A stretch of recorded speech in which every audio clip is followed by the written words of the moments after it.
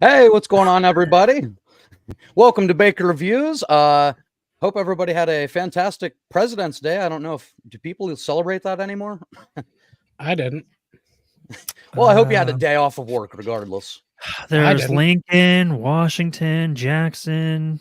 Oh, I'm That's just at naming least the 3. important ones. Those are the ones that pay Guys, for my bills. welcome to the channel. Welcome to the live stream. Thanks for jumping in with us.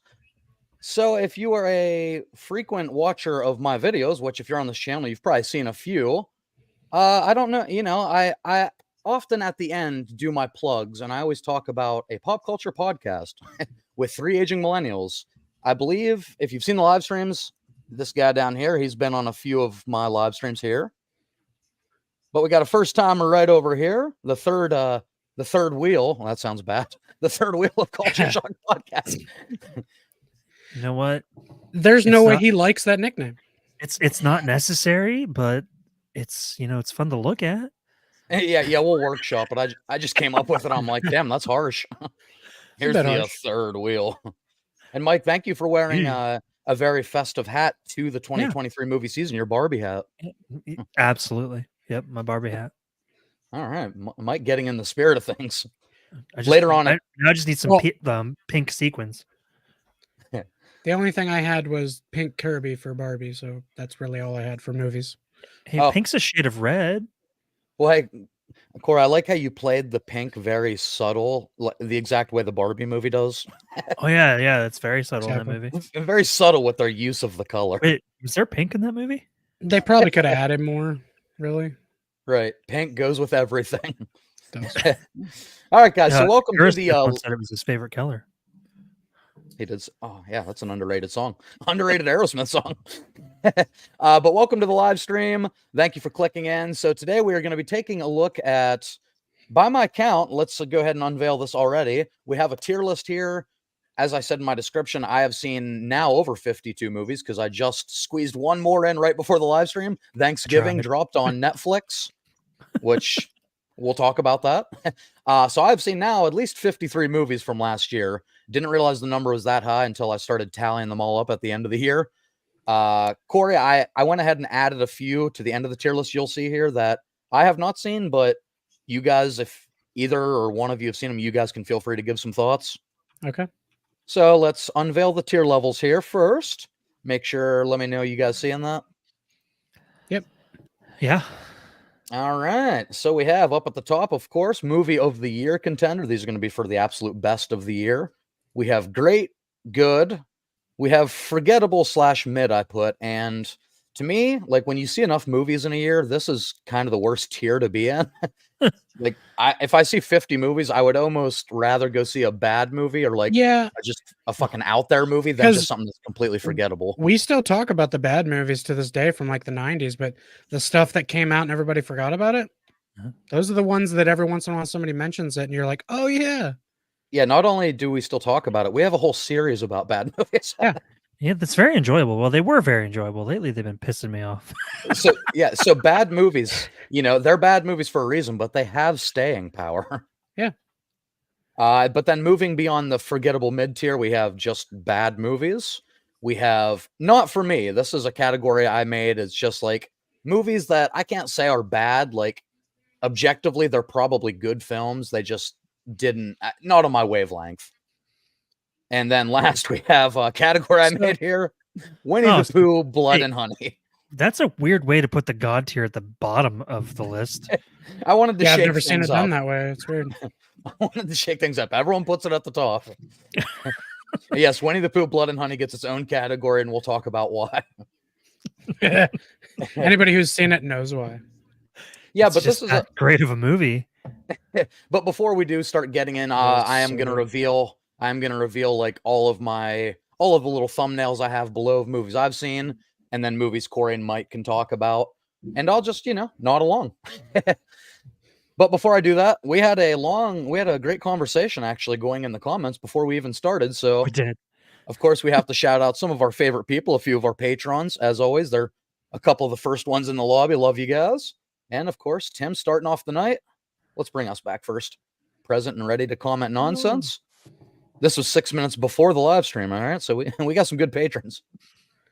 All the nonsense. Here's Phil. Phil's joining us.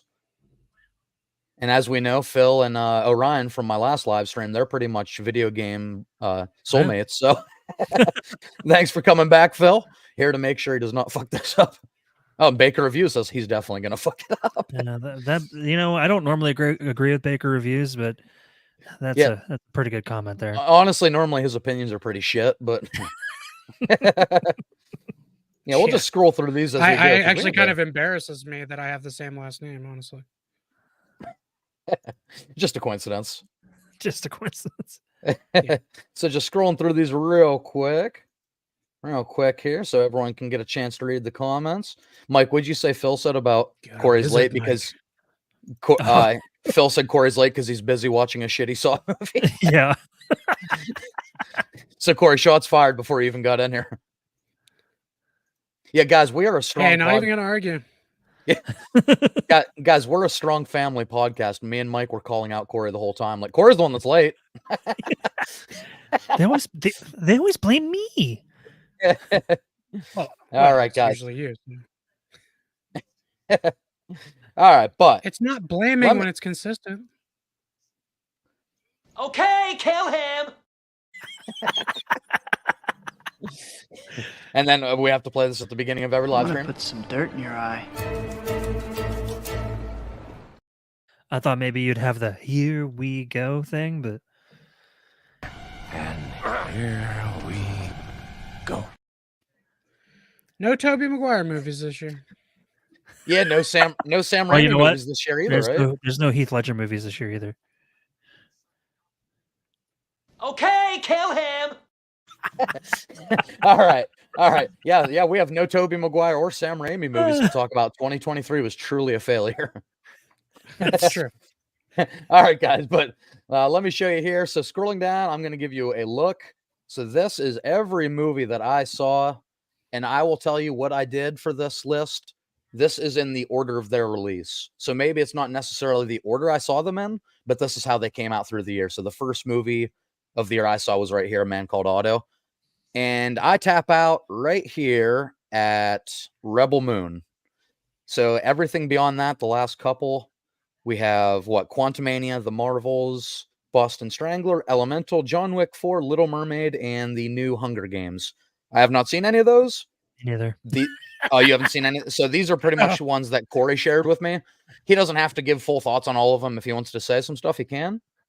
But hey, Corey, you notice how these two Marvel posters, how similar they look? Oh, I'm on record saying Marvel's not good with their posters. I know. Yeah.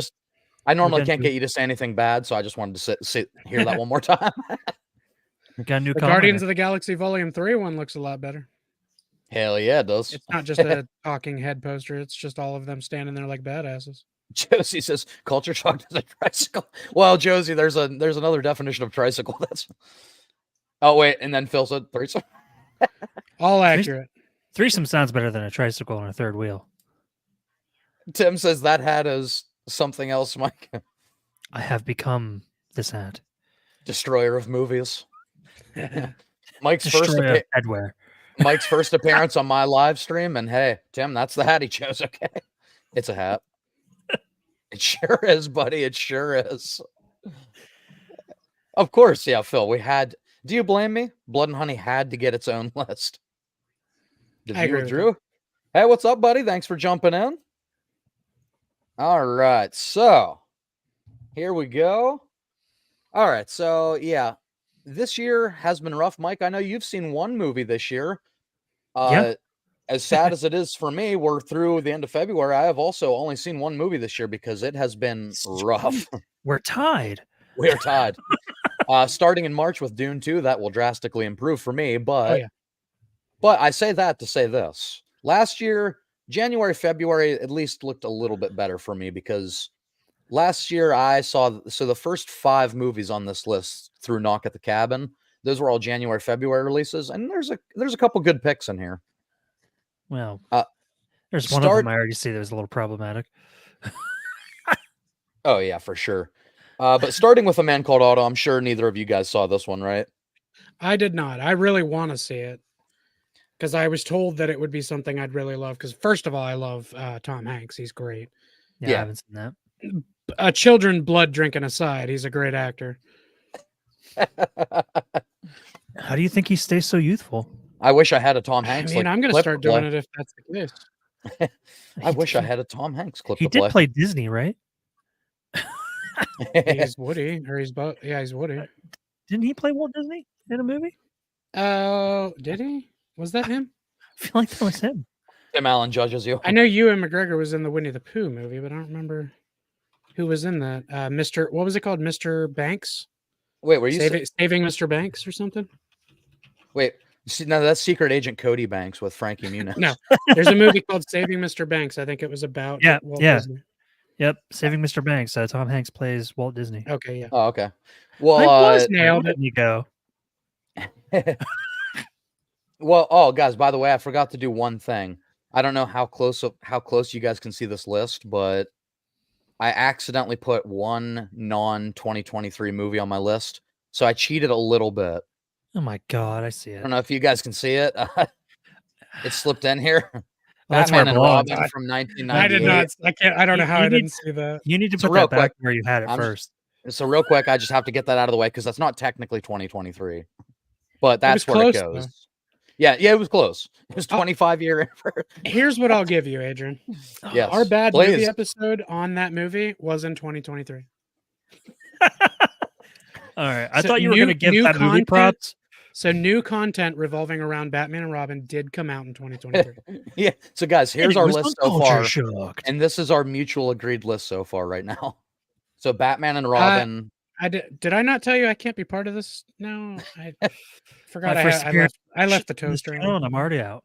Well, no, we averaged them out because you guys both put them as bad, but like I put it 2 tiers above movie of the year. So That's Blood and Honey for Okay. me. oh, it's Blood and Honey tier. It's I not like that the bad idea. for me, but it's I definitely like not a the- good movie. I like the idea of just putting a bunch of movies in the Winnie the Pooh category. Dude, trust me, I'm so that movie pisses me off, and I don't even think it should, but it does. Wait, what happened? Batman and Robin. Gunner Batman and says, Robin. Hey, Gunner says, "Hey, Adrian, let's fight unless you're scared." Trust me, he's scared. Matt, you're me and Steve talked about this in the last live stream, but you're a fat pussy, Matt. Okay. It's true. I don't He know. comes you, down. I think you know Matt Gunner. Oh, okay. Well, he comes down to Pittsburgh all the time to train UFC anyway. So yeah, I'll get you on the mats, Matt. He would have me in a fucking triangle in 0.3 seconds. Hey, that's okay. Okay, there's my buddy. Thanks for being here, YouTube friend. Appreciate you, buddy. Tim says, I know I'll see at least one this year. Phantom Menace is coming. Oh my god. Phantom Menace Sure. is coming back. They're It is. re-releasing it on the big screen. Yeah. I see See, nothing so, wrong with this list. so you know what that means? That means Thank you, that Josie. that means next year, Adrian, you could put Phantom Menace on the tier list. You're right. I love you too, buddy. Rowdy Rough Boys for life. All right. So we have Batman and Robin. That's been established. We all Jesus agree Christ. with that. Moving on to actual 2023 releases. So a man called Otto. Actual good movies. Yeah, this is based on, well, arguable, some of them. That's true. So this is based on like an international movie with a similar title. Basically, what it boils down to is like it's Tom Hanks as a grumpy old man. He plays for being like one of the most loved people in the United States. You know, he plays the grumpy old man very well. Well, but- he's got half of it there anyway. Yeah, it's just about this grumpy dude that's just he's getting ready to retire from his job, but he hates everybody at his job. He's the guy that like patrols the neighborhood watch, walks up and down the street. Hey, you can't park there. You can't park there. Hey, like he's that guy completely. And you know, you have these new neighbors that move in. The husband's kind of clueless, but you know, he's whatever. He means well. But the wife, she's like Latina or something. But you know, she's got this feistiness to her where he wants nothing to do with them. And at moments, she's a little, I would say, too invasive, too intrusive in his personal space, but she is trying to get him out of his shell. And like throughout the movie, there's a nice backstory. You see him as a younger man, which actually one of his sons plays younger Tom Hanks, younger Oh, Otto. Yeah. But so you see flashbacks of him younger. You see how he met his wife. You learn about like what happened between him and his wife, and there's a lot of tragedy there. And it starts to like shape form of why he's so miserable and why he's so cold to everybody. So it's just kind of like one of those starts really cynical and cold, kind of a heartwarming story. And I mean, unfortunately, I wish I think Colin Hanks is kind of older now, but I wish Colin Hanks would have played younger Otto because I think the biggest detriment to this movie is the flashbacks. I don't think his other son's a very good actor. He's very hollow, like there's just emotionless kind of. So I think that was the big hindrance to the movie. But otherwise, not a Tom Hanks masterpiece. It's not one I'm gonna rewatch like I do my fucking top 5, top 10 Tom Hanks movies, but it was fine. Yeah. So, it's like there's this weird dichotomy with like the movie space now on YouTube. It's like where you have to have an extreme opinion. And the truth is there's a lot of movies that are just like they're fine. Yeah, They're that's true. perfectly inoffensive. You don't have to be like, I fucking hate A Man Called Otto. Like It's a really, you movie. hate A Man Called Otto. Yeah, I but mean, I don't- I hate the name Otto, so just for that alone, it belongs for bad. Otto Octavius? No, he's cool. He's cool. Yeah, so I would start. I might change these on the fly as I go. Obviously, with the tier list movies I've seen solo, it's going to be just my opinion.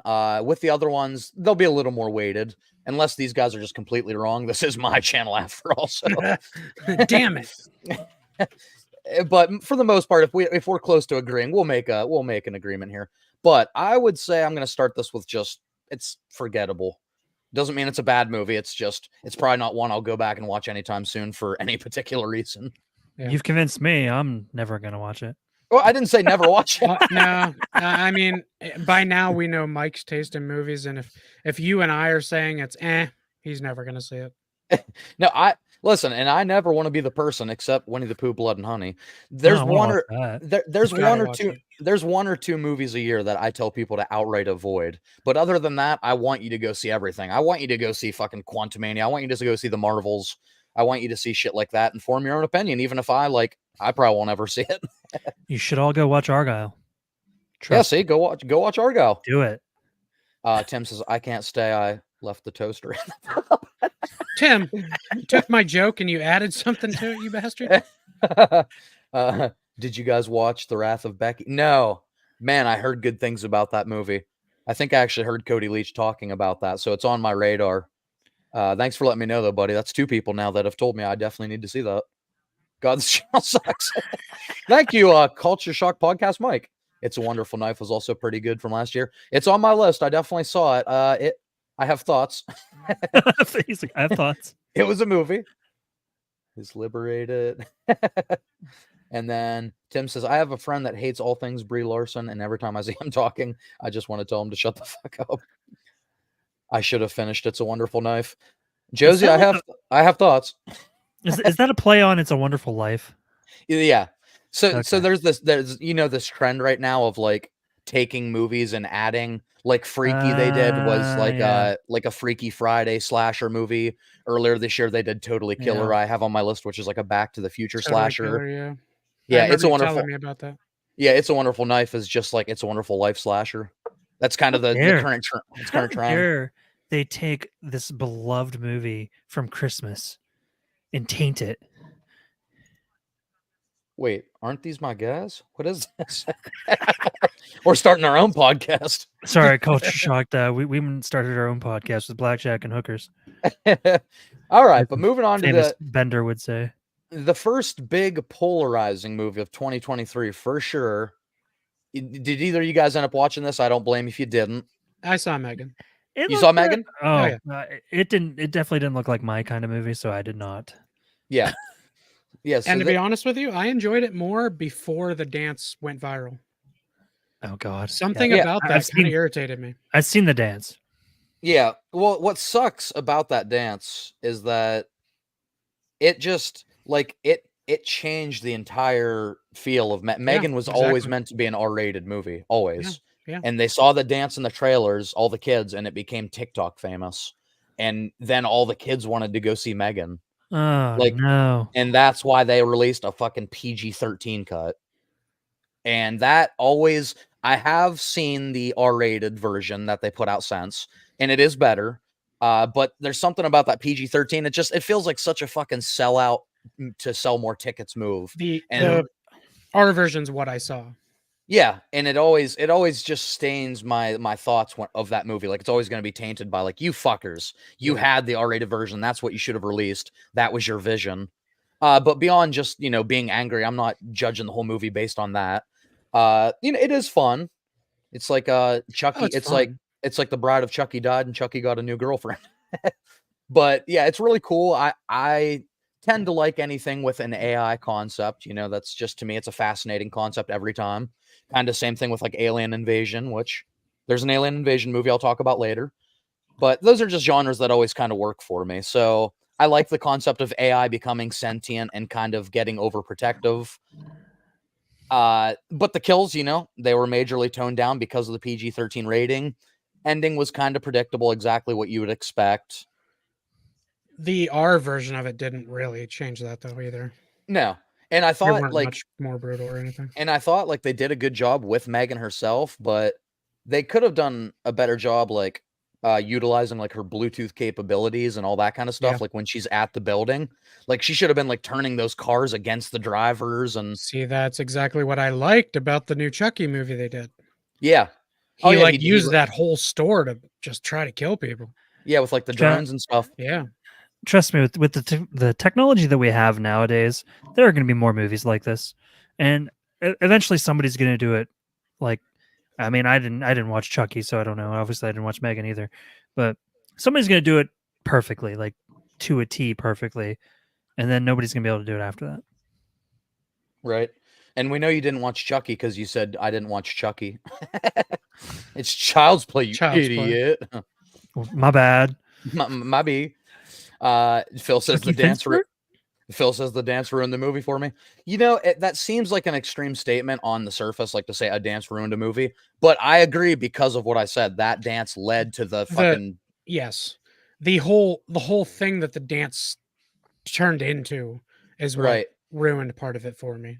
And guys, if you don't know, our shtick is aging millennials, so I can say these damn TikTokers These ruined the movie. And if you want to come follow our TikTok, it's CS Podcast 21. Yeah, where we complain about newer stuff. No, we actually like a lot of newer stuff. Yeah, yeah. Tim says Mike's hat looks like something Bender would wear. How do I not have a Bender clip to It's play? a bit of a compliment. Yeah, Hey, I mean, where's the hate there? Hey, The Eras Tour movie. I missed the Eras Tour. How did you miss it? It played during every Sunday. It's during Tim said, "You mean the Super Bowl?" Wait, Mike isn't Bender this whole time. I thought they were one and the same. You mean Waka? Oh, I got. Stay tuned for an episode we got coming out. By the way, spoiler. Yeah. So you know what, Megan didn't offend me. It seemed to be a polarizing movie from last year, but I had a good enough time with it. If you take it for what it is, it's fun.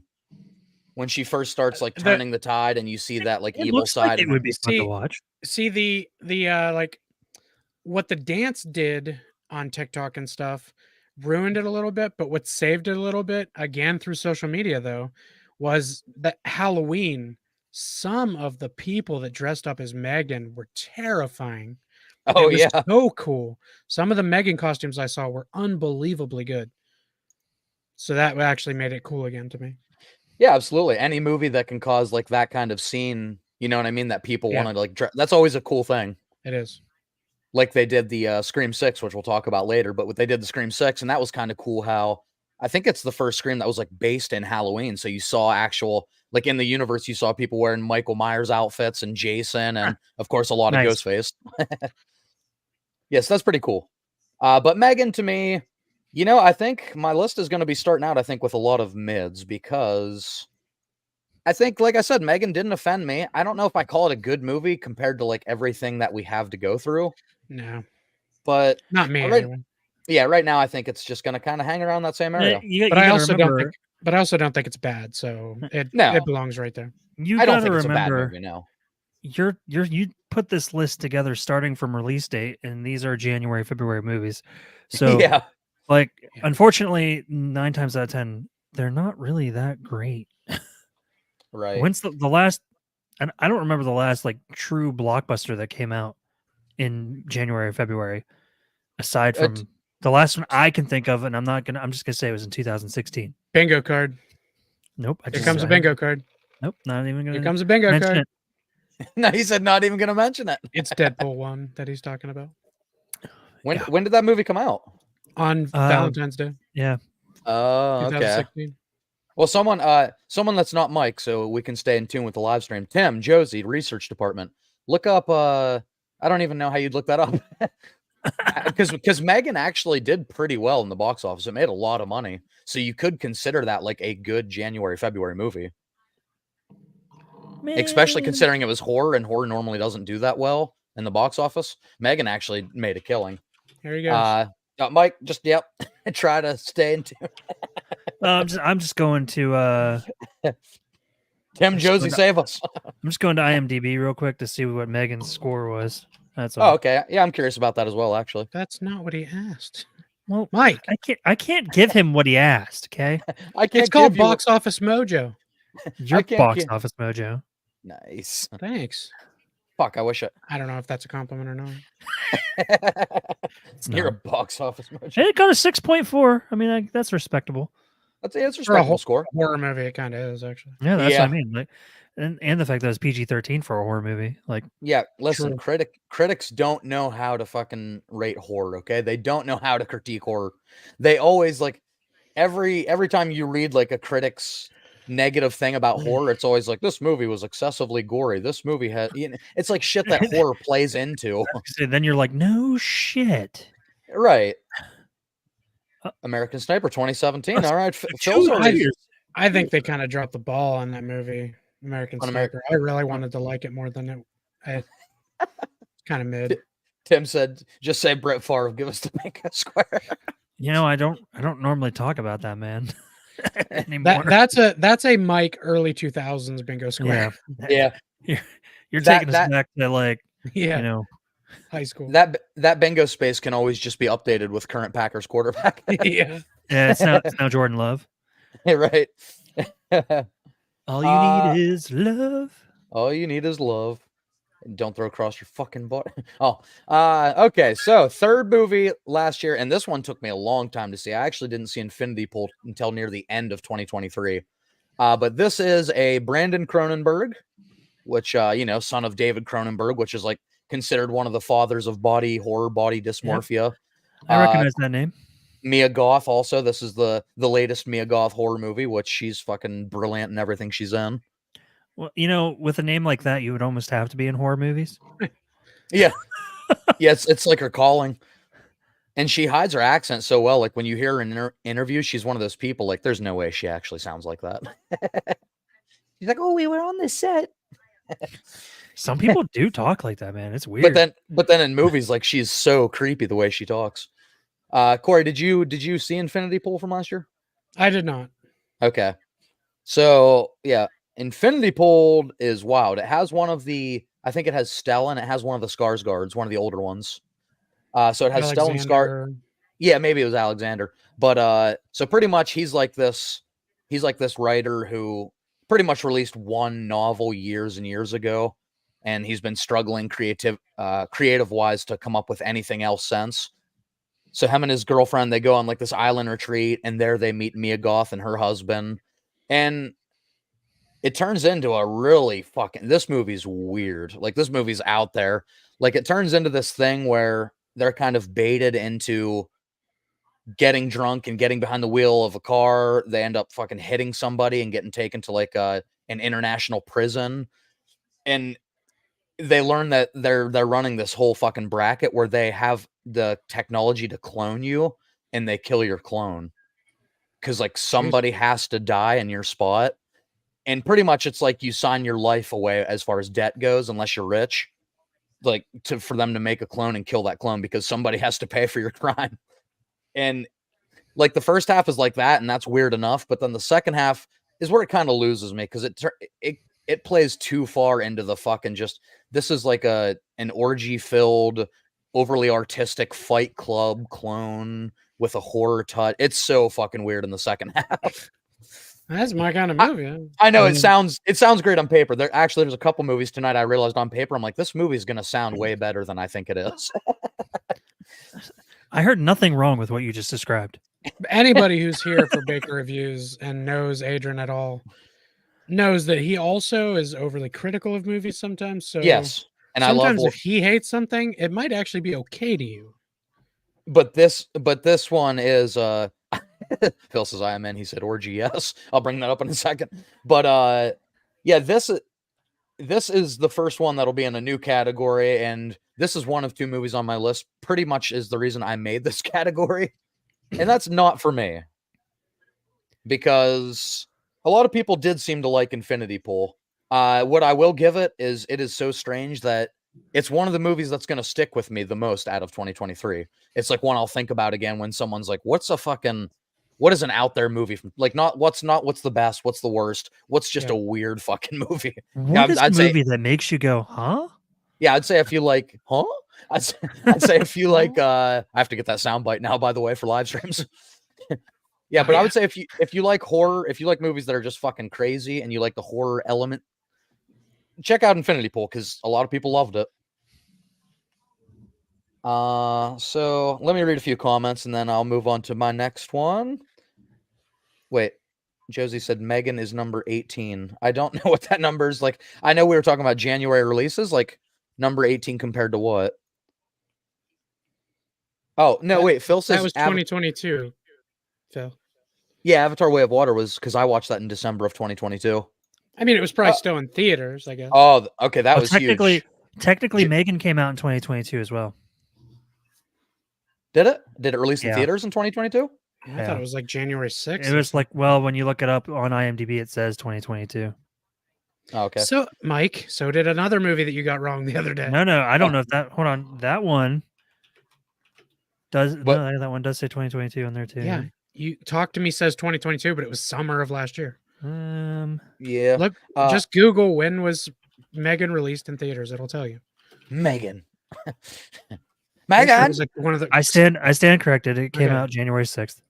Well, Corey got the exact day. Nailed it. But I'm Josie, never gonna do that again. But Josie got a big one. He said Black Panther 2018 was February. That's a huge one. Tim says haven't seen any of these yet. Cranberry closing the theater has been bad for my movie. That's true. Our hometown theater closed, and it is much harder to see movies. Trust me, it sucked. Phil is very in on the orgy, sex romp, Infinity Pool idea. Hey, Phil, Phil, me too. I'm also in, but no offense, I don't want to see you there. I don't know that I could get into it. You know, just keep the lights off. What's the password? Orgy. Frank Reynolds. Josie says this list is going to be a great reminder of what I meant to watch and then forgot. Yep. See, Josie, that's the downside of watching 50 plus movies. Nobody needs to see 50 plus movies. But yeah, Adrian does for you guys. And then Josie says Megan, January 6th. All right. So moving on, let's see. To the first movie I saw from 2023. The first movie that Mike saw, and we talked about this briefly on our Valentine's Day episode from last year. Yeah, last year, yep. And I'm going to tell you right now, I'm going to hear. Let me help Mike, you a little start bit. us off. First, this movie finish it. This movie hasn't even aged well for me. After having sat on it for a while, I don't think I even remotely enjoyed it as much as I did because I remember saying I kind of liked it. Yeah. There was still jokes in it that cracked me up because I mean you got Jonah Hill, but yeah, you still have Jonah Hill and Eddie Murphy as comedians. The movie is so uncomfortable. Like there's just so much uncomfortable to this movie. Like, I mean, if you're into uncomfortable situations, watching fucking just like feeling like you're about the smallest person in the world as you're watching a movie, then fantastic. This is the movie for you. And there are movies that have done that correctly. So I've watched movies where I feel icky the whole time I'm watching them, but at the end of it, I'm like, you know what? That was good though. The problem is this movie is kind of too real for, I mean, we're in 2024 now, and this is still a problem, and it shouldn't be, but this movie brings that to the front. And it's very real. It's a very uncomfortable thing to even talk about. A lot of people don't like to talk about it, and that makes it hard for us to even talk about this movie because it's movies like Schindler's List. Like that's not a fun movie. It's about something that really happened, and it's about a very heavy subject. I see what you're saying, but never again compare you people to Schindler's List. I'm doing it right now. Hold on. Check this out. Check this out. I'm gonna do it right now. No, but like it's a movie that the whole time you're watching Schindler's List, you're uncomfortable because of what Nazis did to these Jewish people. Like it is uncomfortable. Oh yeah, it's bad. I mean, And at the end of the movie, though, you're like, God damn it, that was good. yeah, So you there's don't get movies that. can do it. You Wait, don't is get that that- sense at the end of You People. Okay, I was gonna say, are you Corey? You're saying there's a right way to do it and a wrong way to do it? Yes. Okay. There's Okay. a right way and a wrong way to do Yeah. everything. Yeah. Okay. I Yeah. wasn't comparing them like the equal movies. Yeah. No, he I was was. comparing that uncomfortable feeling. This to movie the- gave me the same emotional resonance Same. as Schindler's List. The range was like Liam Neeson. This so good. movie should have won an Oscar. What this really is a fucking garbage Netflix movie. It's yeah. completely driven Yeah. by the agenda, which I I wanted- fucking hate. Like when I talk about movies that like there's a way to say like fucking racism is wrong, sexism is wrong, stereotyping in general is wrong, whatever, fucking bias against certain people from certain countries is wrong. There's a way to do it to tie it in your story, and there's a way to throw it in your fucking face Shove it down your and throat, make yeah. that the center of your story, and that's what this movie did. I wanted so badly to love this movie because And as charming and fun as Julia Louis-Dreyfus was to watch in that movie, she couldn't was save it.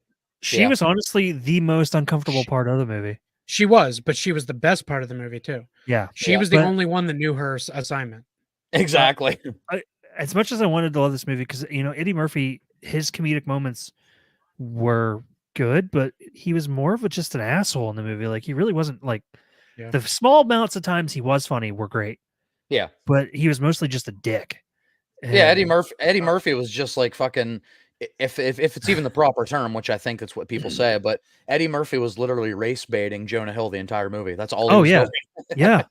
He's like slip up one time, slip up one time, slip up one time. Like the whole time. I will say the one thing that I did love that they tried to do is It's this kind of like couple- Schindler's List. Yeah. this couple was fighting against both their families. Like they were trying to keep out their upbringings. They were trying there's that whole nature versus nurture thing, and they were just trying to not to be me, products of their environment. You're right, but to me it was so lazy because like Yeah. the white family was like the white family who have never talked to a black person in their life, and the black family was like we hate every single white person on the planet. It's the laziest shit. It's 2024. Like those families really don't exist anymore. Yeah, Like, isn't it kind of ironic? Maybe true, they but- do. That's not but- true, yeah. But I've isn't it met a lot of ironic? people that Isn't it would ironic surprise that this is a movie that's trying so hard to push these agendas, but it's stuck in the past with its characters? Like it's stuck in fucking movie tropes from the 80s. Yeah. This is like Guess Who and Guess Who's Coming to Dinner, but a shitty version of both of those. And some would argue Guess Who's a shitty version of Guess Who's Coming to Dinner. So this is even shittier. Like I said, I do recall, if I believe, I think I said I actually did. Like I enjoyed this movie as uncomfortable as it made me when I originally watched it. Yeah. I've had time. Like I said, I've had time to sit on this one. Yeah. When I'll never go back and watch it again. Yeah, it's I had a red flag 60 seconds into this movie, like the opening scene with Jonah Hill talking at like the barbershop or whatever. Like within 60 seconds, they're talking about like the Me Too movement, Black Lives Matter, Blue Lives Matter. I'm already like, oh my God. The whole movie is uncomfortable. Yeah, Like, and then it's like that the whole movie. But this movie has gotten way too much time. We know it's because it's like the first movie we have all seen. That's true. Yeah, and I do want to have more of a dialogue with those. But we all know where I'm putting this. This is a movie of the It's bad. It's bad. That's a bad movie. Personally, to me, it's not for me because I believe there's people out there who actually do resonate with that movie. Yeah, but I think it's bad. It's pretty universally panned. I don't think this deserves to go in the category of, because to me, that's true. Because for me is something that could be good, but exactly. My thinking is like it's something abstract or something like off the wall. That's like it could work for someone, but not for me. And for our viewers, You People has a 5.5 on IMDb. It's bad movie worthy, but that is way too high. No, I mean we've already seen it. We've talked about it enough now. We're not going to do an episode on it. Right. Phil said it. Yeah, no, I actually never want to do a bad episode about that. Phil No. says it is important to make movies to get people talking. Absolutely. You need those kind of movies for sure to keep the discourse going, but just do it good. Tim says Schindler's List is a classic. I mean, Tim says, for people that just listen to the audio later, Tim says You People is a classic. Tim says, so wait, a couple tries to fight against their family's prejudices? It's Romeo and Juliet then? Yeah. Guys, this is a modern retelling of well, Romeo and Juliet. Yeah. If you break things down, you can find William Shakespeare in most movies. The Lion King. Like he It's has Hamlet. so much influence in so many things. It's Here's what unbelievable. that's true. Here's what I'll say, Tim. I wish this movie would have ended like Romeo and Juliet. Yeah, death. All right. So moving on. I'm glad I saved that until Mike was taking a drink. All right. Tim, bring back that toaster. Hey Corey, do we have one to talk about here? Yeah. Okay, so for anybody just listening, or if this is too small, here, let me zoom in a little bit. Is that better? This is a movie that I wanted to see. Yeah. So next up is the yearly installment of an M. Night Shyamalan movie. So Knock at More the like Cabin. M. Night, shame on you for watching it. Hey, It's well, not yeah. that bad. He's very inconsistent. M. Night He's is very- definitely yeah. a talking point in movie communities because he's He's the all kind of over the guy- place. He is, but he's the kind of guy that he can put out like 5 pieces of shit in a row, and like And I'll have still a be there masterpiece. for day one for the sixth movie because like eventually he's gonna And- hit again and it's gonna be great. After Avatar, I can't believe I even watch his movies anymore. But Yeah. The Last Airbender, by the way, you mean? yeah. There's Not probably one person listening like he made Avatar. no. Fucking love James Nickelodeon's Avatar Cameron. and the new one coming out. I'm really excited for. But Yeah. So Knock at the Cabin, to me, I mean, if I had to like sit here and do like an M. Night list, it would probably like be one of those kind of middling movies. It's a movie where he doesn't really do his signature move. You don't get any type of big twist in this movie. And ironically, I think it's a movie that really could have used a twist. yeah, because the trailer gave you basically what the movie is. Yeah. And like I think the first act of the movie was probably the strongest, like introducing these characters. So It's the basically, Mike, scariest part of the movie. yeah, Mike. So basically, the movie's premise is this group of people like gather together and they have some kind of higher power, according to them. They have Yeah, some I've kind of seen high. the trailer. Oh, okay. Yeah. So like they tell this family like one of them has to kill another one of them to avoid Yeah, the apocalypse. They have to sacrifice one of their own to keep the apocalypse from coming, and this family is just not having it. Right. They have to That's kill. basically the idea of the movie, right? Yeah. One of them have to kill each other or they'll make X-Men Apocalypse. Ooh, damn it! Why didn't one of them kill each other? Yeah. They should have killed each other. Sons of I bitches! I don't hate that movie. Like, you don't hate Fucking anything movie's except terrible. Josh. I kinda- Yeah, you hate I kinda Jaws, like it. so how can we take you Fuck seriously? Jaws. Well, X-Men Apocalypse is where it's at. X-Men Apocalypse is a lot like Jaws. In that, I would watch it before I would watch Jaws. God damn it. That's a crazy statement. Anyway, yeah, so the M. Night movie. So in the short story, guys, by the way, we're talking about 2023 movies. There might be slight spoilers, plug your ears. But in the short story that this is based off of, I think what happens is there's a scene in the movie where a gun gets fired and there's a little girl involved, but she doesn't nothing happens to her. And in the short story, actually, the girl gets killed as a result of 2 people fighting over this gun. And you either put that in the movie to really make you a really big emotional moment, or you do something at the end different, like with a twist that really could have had people talking. Because I think this movie started really strong, and then it kind of just did the same thing over and over again and kind of lost impact each time it did that thing. And by the end, it kind of fizzled out, where if you put a big twist, that gets people re-energized and they're talking about the movie. Honestly, I was excited because, got to kind of see Dave Bautista in a different role than you normally He see was him in. great. This was And- probably his Yeah. best role yet. Seeing Rupert Grint trying to I guess all these people in their heads weren't villains, but No, right. like they were They were- definitely the villains of the movie. A couple of the acolytes or whatever they were supposed to be looked very nervous to be doing it. Yeah. They may have thought what they were doing was right, But Rupert didn't Grint want to. specifically did not want to. Like, he looked very reluctant the whole time. He was scared that they were even doing this. He was nervous. He played it very well. Yeah, Rupert I mean, Grint he was unhinged in that movie. Yeah. He's a great actor. He doesn't get a lot of credit because of the Harry Potter movies, but I Right. mean, Yeah, no, Rupert Grint was actually very good in this movie. I just wish he would have been utilized more. Yeah, he was kind of a background guy, Right, Batista was like the star of the show, and he was great. which he deserves, but Yeah, Batista just keeps getting better, man. it's true. unlike most of your wrestling actors. His best, his best movie, Stuber, doesn't even get talked about. And No, I will say John Cena's definitely come a long way. Oh yeah, Peacemaker's great.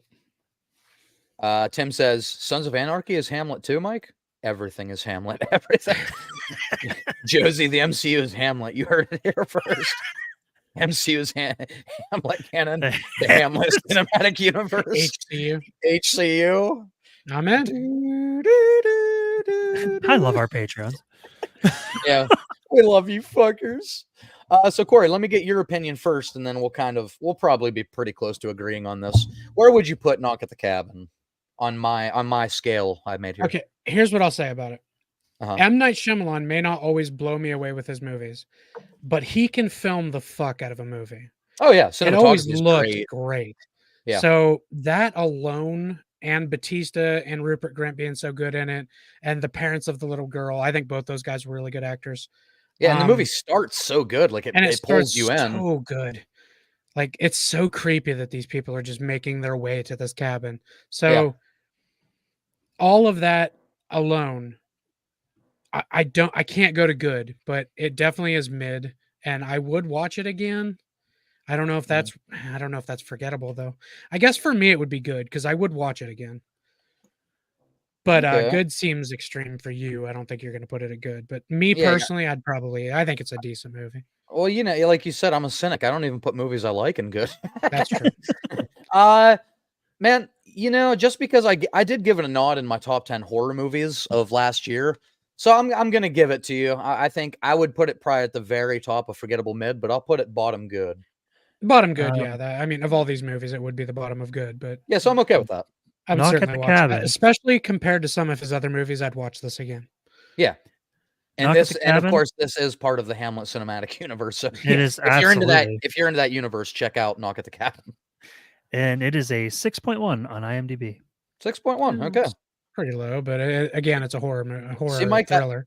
Mike, that's good research. Give us the scores as we talk about each other. That's good research. That was I decided I was going to make that my plan. All right, guys. It's a big one. Here we go. The best movie of 2023. And check this out. We have 2 bear movies in a row. Hey. Well, 3. Creed. Wait, the bear? Jonathan Majors is a big motherfucker. Yeah, oh, yeah, he is. He's a bear. All right. Corey, what category do you think we should put this?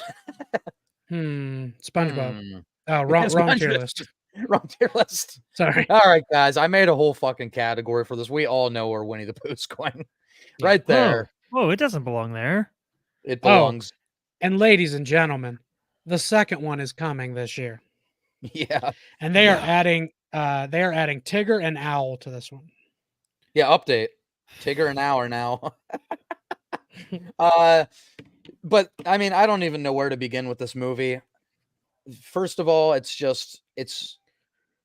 like grossly taking advantage of legal loopholes. You have the whole copyright issues. If you don't know, like public domains after 95 years, they go into public domain. So you can literally do anything with those characters. This year, 2024, Steamboat Willie is off copyright. And Frankenstein.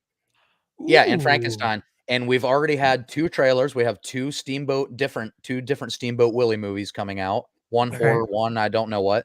We You know, had a horror for Steamboat Willie might actually be good. no, no, it won't. You must not have seen the trailers. Here no, I was haven't. what Blood and Honey's biggest, like, what happened. Because it went into public domain, and these guys grabbed it so fast and Yeah. hurried up to make a movie first. They Yeah. wanted to be first. And they didn't care about, they didn't like try to have fun with the premise, like in a campy way. They No. didn't try to get like overly like it's just they didn't go any direction. You could tell it was a couple of people that wanted to make money. They didn't give a shit about. Exactly. They probably never even saw Winnie the Pooh when they were kids. They're just like, if we put a horror movie out like this, people will pay for the ticket They because they'll wanted the be so shock. fucking curious. They wanted the shock factor of Winnie the Pooh fans being like, yes. Yeah, people will just be so morbidly curious about this movie. And for the And most not part, they got it. I mean, a lot they of people got it. went They and saw made a this. lot of money. They did. They fucking won, and it sucks because it's now setting a trend in horror. Yep. This is gonna be a thing until literally people stop going to see it, until they start going like negative in their budget. It's gonna be a thing. So get ready for this cinematic universe. But it's just it's disgusting like what they did with the property. They didn't have any type of fun with it. The acting is horrible. It's like Jeepers Creepers Reborn from last year. It's that bad.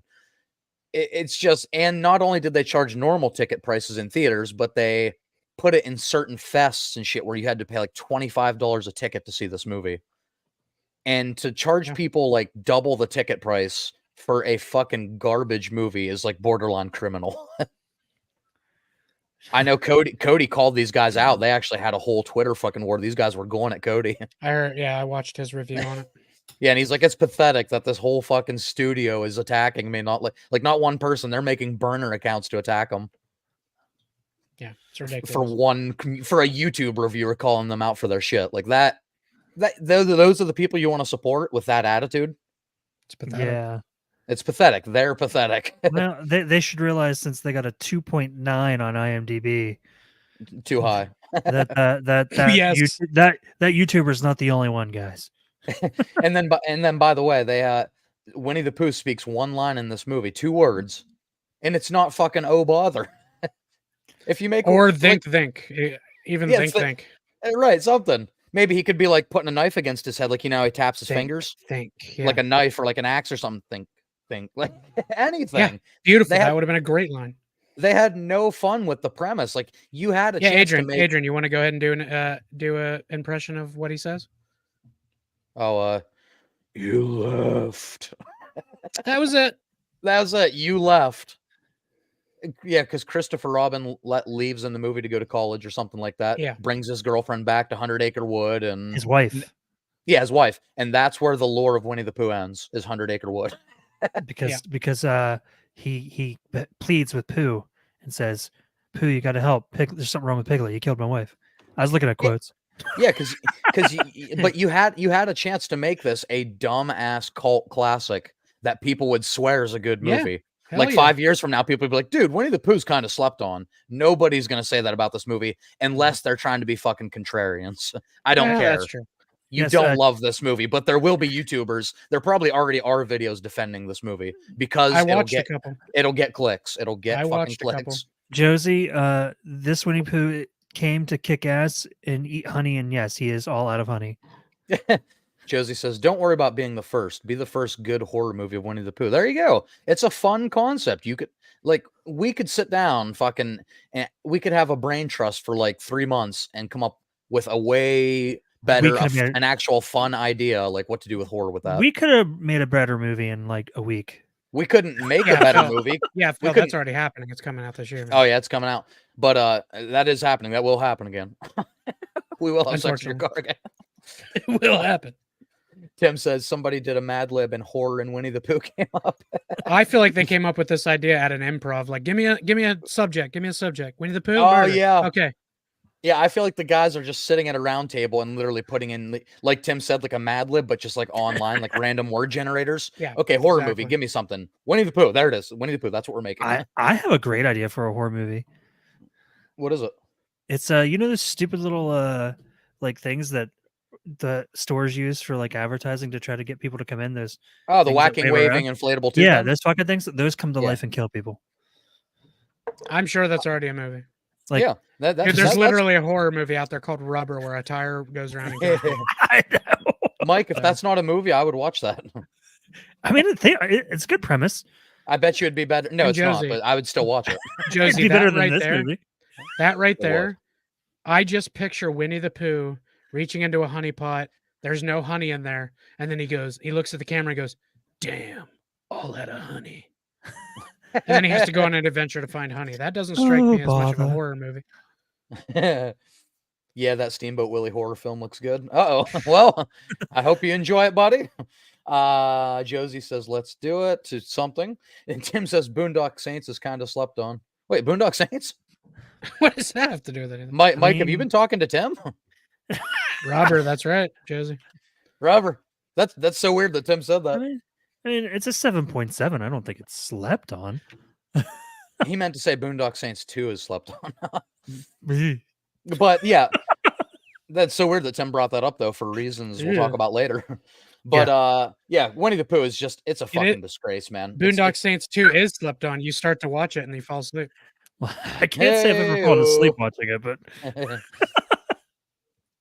Yeah, but absolute garbage, guys. Absolute garbage. I'm curious if anybody has seen this movie, if anybody else in the world has watched it besides Corey, me, and people that have to review it.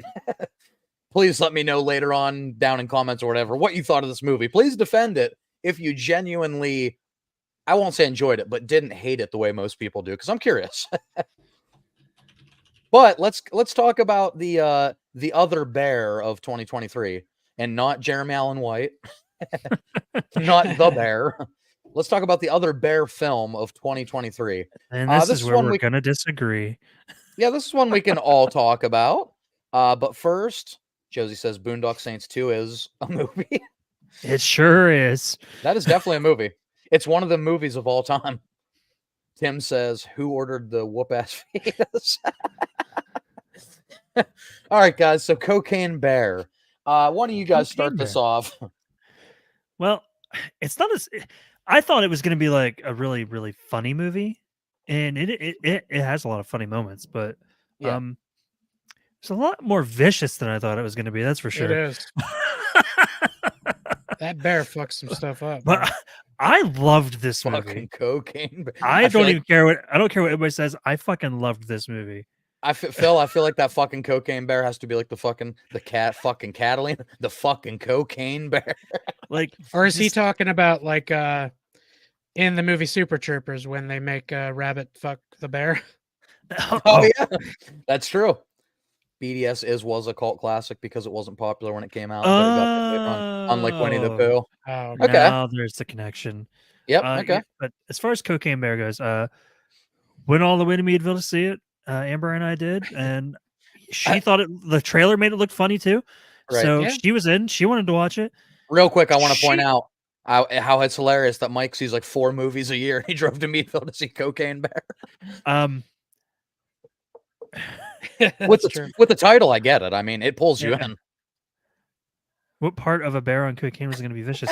Listen, Wait, Josie, you don't. During the trailer, you Hey. just seen the bear doing stupid shit on cocaine. You didn't see him ripping people's faces off. Well, you kind of did. I mean, he attacked those Well, campers. They deserved it. Phil says, "Hey, you bear fucker, do you need assistance?" So this is one of those situations because these guys, they always shit on me and think that if Amber liked something, I liked it. If she hated it, I hated it. I don't think she was the biggest fan of this movie. Yeah, no, I do see you guys disagreeing more lately, which I'm happy about. You guys have your own opinions, but what I do find is I tend to agree with Amber more than you. She did just in the background. She's on the couch in the living room. She just said it was fucking stupid. But I don't know. I loved it. It was good, dumb, stupid, violent fun. But- But here's the thing: to me, it was stupid, and that's what I wanted more of, and they didn't play enough into it. Like Yeah. the scene in the trailer jumping into the ambulance, that whole sequence was fantastic. Like they should have either made the whole movie like that, or they should have gone another direction. Because I will wanted say- I wanted like an hour and a half of just like, what did I just watch? Literally an hour and a half of just a bear fucking mauling people on cocaine. That's all I wanted. I will say, for it being one of Ray Liotta's last movies, it's kind of shitty for it to be one of his last movies. But That does suck. Okay, you don't get it. You don't get it. but See, I wanted Ray Liotta to be more like a joke, and he wasn't. yeah, He was a serious guy trying to get his cocaine back, and I I wanted believe him to be more like. I feel like if you would have put, instead of Ray Liotta, no offense to the man, rest in peace, Yeah. but if you had put Michael Shannon in there and made it more of a joke, Oh, yeah. that character would have Yeah. been great. now Okay. This movie is based off of true events, Yeah. Oh yeah. like loosely based off of true, The bear, true yeah, events. the bear didn't go Well- through and just kill a bunch of people, but he did do cocaine. It could have. Yeah, Mike. Thank you. He did cocaine and fucked up a town, but he didn't like kill Right. a bunch of people. I just want to thank Mike for putting the Loosely loosely in in there. Yeah, And very you know what? Elizabeth Banks was the director. She so was. And I love Elizabeth Banks. Yeah. I just I Oh, don't yeah. know. I personally I- love the movie. It's okay to enjoy it. It's I dumb I'd watch fun, I'd but- watch it again. Yeah. No, I think you have the thought in your head that I absolutely hate this movie. I don't hate it. Well, I just- so It I brought did- it it up didn't for us live up to to do it. It didn't live up to its goofy. It didn't live up to what I had in my head. That's fair. Well, it didn't live up to what we thought it was going to be either. We thought it was going to Yeah. be more of a comedy than it was. Exactly. That's all I wanted. But and with Elizabeth Banks directing it, you would think it would be more of a comedy. Yeah, because she's hilarious. I mean, comedians directing movies nowadays, you really don't know that. Jordan Peele's doing Peele's a lot of in it. horror He's- stuff. Doing a lot of great movies. Jordan But- Peele, Zach Traeger, Bo Burnham. But oh yeah, Bo Burnham. I forgot. I'm saying they don't do comedy. They do Yeah, more that's what I mean. Like, serious uh, stuff. yeah. Yeah. Well, Bo Mike gave a Burnham's weird look. directing. Yeah, Bo Burnham's made a bunch of movies. What the fuck does he made? Have I seen any of them? You He seen made Eighth Grade? Eighth Grade is Nope. great. That movie's amazing. I think he's directed like 3 movies now. You need to watch Eighth Grade, Mike. You'd like Yeah, it. it is. Yeah, it is really good. It's a beautiful movie. Bo, oh my god! Phil says, "Yeah, there. Yeah, Corey, would you have liked that?" Phil says he should have been like Tom Cruise in Tropic Thunder. Yes, That would have been exactly right. Phil, Michael that- Shannon acting like Tom Cruise in Tropic Thunder. Exactly. I'm right. not disagreeing. I definitely think the movie the movie needed more camp. It needed. I mean, it had a lot of campsites, but I mean, it needed more campiness. Michael Shannon could have looked at the bear and said, "You, go punch him in the fucking face." Cocaine. Yeah. Yeah, Cocaine Bear should have just been Tropic Thunder. Just add a Cocaine Bear. There you go. I wanted that Exactly. level of Yeah, goofiness. it's Jack Black. Jack Black Now- has to be the now- voice of the bear. Yes. I'm asking you guys a question now. Voicing the- Wait, do you Kung Fu think- Panda? Oh yeah, shit. Do you think that this movie is going to spawn other movies of other animals on cocaine? Oh, that's a universe I'd be on board for. And then there's a extended universe where they all meet each other. on Which cocaine. movie? Oh, that would be great.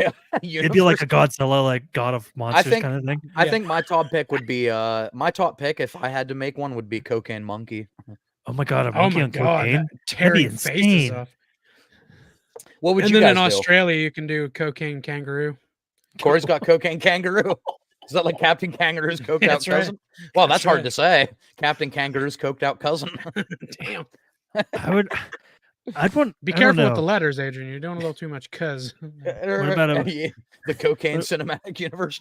What about a cocaine tiger? Oh, that would be good. ooh, cocaine zoo, an entire zoo where it's dropped on a zoo. That's Cocaine chaos. lions, cocaine The tigers, fucking- the cocaine fucking- bears. Central Oh, my. Park Zoo in New York, Oh. and So then all the animals get wait, out. we have a Jeez. great Oh great my idea. God. So the second movie could be another animal that's on cocaine, right? And then the third movie is the zoo, and it's gonna be like, shit, they did it again. That's gonna be that's just gonna be the tagline. The zoo's gonna be like their Avengers made up. What does that make you? He just said Playboy philanthropist. And in that movie, they can have a real quick scene where the camera just pans over and Yeah. it shows a lion, a giraffe, a hippo, and a zebra all hanging out. Madagascar. Oh, Madagascar. Hopefully there's like Madagascar. three. Hopefully there's like 3 penguins off to the side, like looking like they're fucking scheming. Well, now you're going too far, Mike. Jesus, Yeah, I was yeah, being yeah. realistic. I like this pitch too. Josie says, or the sequel Mushroom Bear. LSD bear. Wow. Okay, guys. Not only do we have a universe of every animal on cocaine, but we can do sequels of different drugs for each animal. Damn, We just came up with like unlimited number of movies. Guys, they're do you not want going to to be start? able to do marijuana bear. He would just be chill. Do you guys want to start a movie, like a Marijuana movie bear. studio? Let's do That's this. what Corey. That's Winnie the Pooh. Oh, right. They already made him. Blood and honey. Blood Oh, and wait. honey. Tim says Hamlet on cocaine. Cocaine killer bees. Oh God. Oh God, that would be actually a nightmare. Anything that flies, like cocaine birds, that would be a fucking nightmare. It'd be like Alfred. Alfred it's- listen, Hitchcock's The Birds. Yeah. listen, like I've lived in a Hitchcock's bit. The Birds even worse. Actually, Yeah. I think that's what the birds in Alfred Hitchcock's movie were doing. That makes sense. That makes sense, actually. Yeah, 'cause listen, I've lived in a big city for 5 years now, and let me tell you, these fucking pigeons around here, they don't play. Oh my god, Bro, cocaine they, pigeon. they do not move for you, They dude. don't. They ain't scared of shit. Like they're just looking at you like, what the fuck do you want? Just when you thought it was safe to go back out I'm in like, the streets. I just need to get past you real quick. He's like, fuck, make it quick. They don't fly away, bro. They come at you. Animaniacs had it down, man. Pigeons are actually mafiosos. Yeah, for sure. Oh yeah. Well, that goes into our whole animal cinematic. Yeah. The birds are the fucking mobsters. It's just the Philadelphia Eagles, bro. Cocaine All right, so Eagles. now I have a deeper appreciation for Cocaine Bear because at least it led to a good animal cinematic universe. That's just the Philadelphia Eagles, bro. Great comment. Great fucking comment. But the question is, we have to semi-agree. Mike, what would you say? Is Cocaine Bear a good movie to you? Is it a For great me, movie? well, for me, it's good. It's not great, but I mean, I would watch it again. So Corey, where I would you rate put it? good. Meh. Mid. Okay. So Mike has it like here. Corey, you'd have it here. Yeah. You know, just because it didn't deliver on its premise, I'm gonna keep it in this category. I'm actually putting it at the bottom That's because fine. I think both of these movies delivered a little bit better for me. And Cocaine Bear was a 5.9. Hell yeah. Bad Bad movie. All right, now moving on here. Next one up, we got Creed 3. Oh wait, real quick. Phil says, "Hey, I'm an Eagles fan." That is their. Oh yeah, yeah. You guys are a bunch of fucking animals, and I love you. I liked Cocaine Bear. It was pretty funny. Yeah, it was funny. Just I wish they played into that comedy a little bit more, but it was needed to be funny more when funny. yeah, exactly when it tried to. It's not like they couldn't do it. It's not like they tried and couldn't pull it off. Elizabeth Banks showed she could do the comedic moments. They just didn't utilize it enough. The laughs per minute weren't very high. LPMs, there you go. Stand-up comedian's best friend. Yes, what's the next one we're on? We are on to Creed 3. Corey, Mike, did either of you end up seeing this? I I have saw not it. seen it. You did, Corey? Yep. Okay. So we did a huge Rocky. We did a Creed episode of Rocky's fucking. People love our Rocky episodes. Yeah. Wait. Did Culture Shock did a Rocky episode? Yeah, apparently, if you guys, if you like Rocky, and you want to like get a feel for our podcast, maybe that's the episode. Because apparently, that's the one everyone downloads. Man, I really need to go watch that. But And we listen also to that episode. But we also did a Creed one, so we did our ratings in those episodes. Corey, I'm curious to see where you'd put Creed 3 among the Creed movies. If you want, you can do the whole Rocky universe if you're ready to place it. Creed 3 is at the bottom. Bottom. Yeah. Under everything. Under Oh, Rocky no, 5? no. Sorry. No, just the Creed movies. Oh, okay. It's my least favorite Creed movie. Okay. Okay, that's fair. And I 100% agree with you. No, it's not below all the Rocky movies. There's a couple real stinkers in there, but Okay. Whoa, hey, I don't know about a couple, okay? Take it easy on my boy Rock. 5's really the only one I didn't like. You gotta crop thunder. lightning. Isn't that what he said? Something like that. Creed 3. You gotta piss hurricanes. Creed 3 got a respectable 6.7 on IMDb. No, so Creed 3 is still, other than Rocky 5, I don't think there's a genuine, like what I would consider a bad or unwatchable movie in the whole Rocky Creed universe. Nope. This is still good. This is Michael B. Jordan's directorial debut, so this is the first one he made. Unfortunately, we had the fallout with Stallone in the studio, creative differences, so Stallone wasn't in this one. That kind of tarnishes the legacy a little bit. Not that he's not in it, that's fine. But Corey, it's kind of the same thing as Scream 6, the way it went down with Nev Campbell. Yeah. Kind of tarnishes it a little bit because it was ugly. Yeah, And those are the people that made the franchise. In Stallone's case, he's the one that fucking wrote the movies. Not having him there was a big hole. Like, yeah, it was noticeable. Did they kill him off? No. They just had an excuse, a reason that he wasn't around. But because if you remember the end of Creed 2, like remember he goes and spoiler, makes up like with his son. Yeah. Oh yeah. So that's kind of their thing in Creed 3. That's where he's at. He wants to meet his grandchildren, and that's it makes in, like, sense. Boston or something. He's like not even around. That's just lazy writing. No, that makes if you're gonna write him out, it makes sense. He wants to get to know his grandkids. I know, Adrian's not around anymore. Paulie's not around anymore. He may as well. Yeah, Adrian's right here. Hi guys. Oh yeah, there you are. Okay, sorry. Hey, so what have we been doing for an hour? he's over here. Corey, is it just us? Are we on Adrian's channel and he left? No, but I should say I think Michael B. Jordan has a good eye for film. I think he directed Oh, the shit yeah. out of the movie.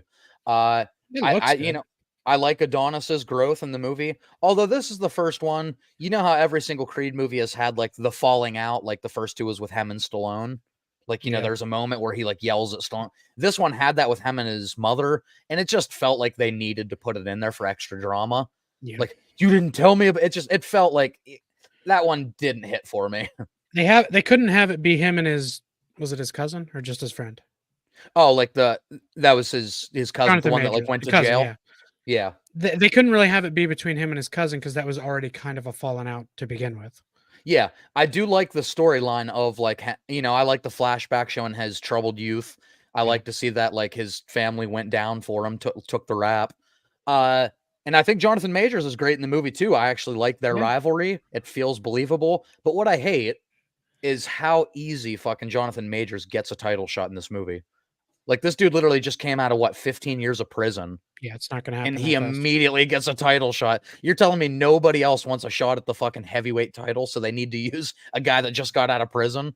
Like, I don't care if Michael B. Jordan at this time, like in the boxing world, Creed, the character of Creed, he Yeah. might be like the Jordan or the Brady of the sport, but you can't just recommend somebody and it's like, okay, you're in. No. Like Brady Not can't be even like, close to how it works. like, I have this friend, he's a mailman, but man, he's got good hands. Okay, he's a receiver. It doesn't work like that. No. It did in Yeah. the replacements. And then when in the fighting sequences too, Michael B. Jordan's style definitely a little bit different. The way he chose to frame the fights and shoot the fights.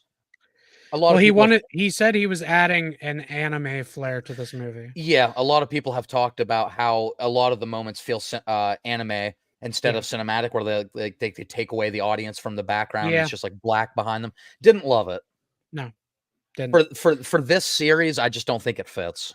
So what I was going to say is Michael B. Jordan, where he can shoot a scene, he makes everything a little too dark.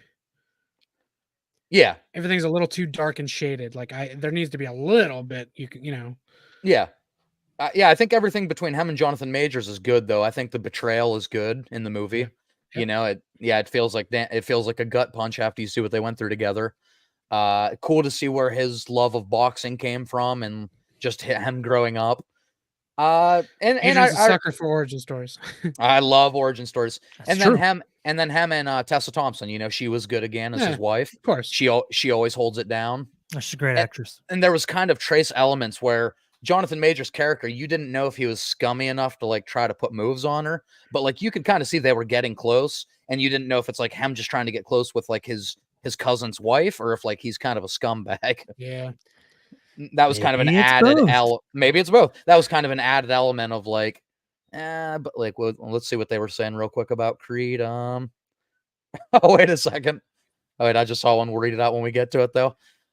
So starting here, he says Creed 3 was a huge step down from Creed 2. I agree with you. Yeah. I think we both agree with you. Phil says, hey, easy on Rocky. He's a Philly icon. Don't go there. I said, don't go there. That was probably referring to my it's not the worst because there are some stinkers in there. Yeah. I'm sure that's what that means. Yeah, because you said multiple. Tim, I only listened to the Rocky episode once, I swear. Josie, I got to jump out. I have to be awake in 6 hours. I'll watch the rest after work. Hey, thanks for being here, buddy. Tim, later, Gingerbread. Later, Josie. Look at this great community, all saying goodbye to each other. Aw. I did like Jonathan Majors as the villain of Creed 3. He was believable. He did a good job. Absolutely, he's a good actor. Well, Jonathan unfortunately- Majors is a very good villain nowadays. Yeah. He's very method actor. Yeah, see, yeah, he got so into being a villain that He he became a didn't villain. know where the line between acting in real life. You didn't know this, but he's actually can. auditioning. He's actually auditioning. The reason he did this, he was auditioning to play Ray Rice in a movie. It's not too soon for that joke, is it? That's been a couple of years. Nah, that's good. I was gonna say But I was gonna say Cream Hunt, but I guess he didn't kick anybody. yeah. All right, Corey. But the question becomes Creed 3. Here's my take before you say anything. Maybe you'll agree with me. I'd probably put it. I mean, I think it is better than Knock at the Cabin for me. Yeah. Oh yeah, for sure. It's not as good as Batman and Robin. Oh my god, why is that still there? What do you mean? That's 1998 movie of the year contender. What's the deal with Batman and Robin? All right, the next one, Corey. I mean, we'll be a little brief on this one. We've talked about this one at Yeah. length a couple different times. Scream 6, I thought was personally, I thought was an improvement on Scream 5. Yeah. I thought Ghostface in the movie was fucking vicious. I think they absolutely utilized the New York City setting Mhm. very well, especially when you The compare city it. was its own character in that movie. It definitely was. Yeah, between like the train sequence, the ladder across the tall apartment complexes, and then Little the convenience bodega. store. Yeah. Yeah. So I love the setting. I love the ghost faces. Felt the absence of Nev Campbell, but I am one of the people who likes, Team Core 4. I'm here for it. Yeah. I could see it not working for everybody, but you have to pass the torch eventually. For the most part, I like the characters we're given. I'm pretty sure the only problem I had with this movie when we talked about it before was the reveal kind of sucked. It was terrible. Everything post reveal is like way too Yeah. hammy, especially from Dermot Mulroney, who's a good actor. He is. But like, man, he really went for it in this movie at the end, and it was a little too much. Especially when he went after Sam with a fully loaded gun, he tackled her instead of shooting Yeah. her. Ran behind her, pointing it at her, and then tackled her. So stupid. Yeah, that's the only thing that really brings us down. Like up to that point, I was like, damn, this might be one of my favorite Scream sequels. It was good. And yeah, and I still think, for spoilers for anyone who hasn't seen Scream 5 or 6, I still think they killed the wrong kid. Dewey's the one they Yeah. should have kept alive. His story going forward would have been more compelling than Gail's, who's every movie, when you really look at it, Gail's kind of a piece of shit. Piece of shit, and she hasn't really grown much. No, at the end of every movie, like they set it up like she's grown, and then the next movie, it's like, oh, she wrote the sleazebag article to get more clicks. Yep. Yeah, so they should have kept Dewey alive, because Scream 5 was David Arquette's best performance in the series. Oh yeah, 100%.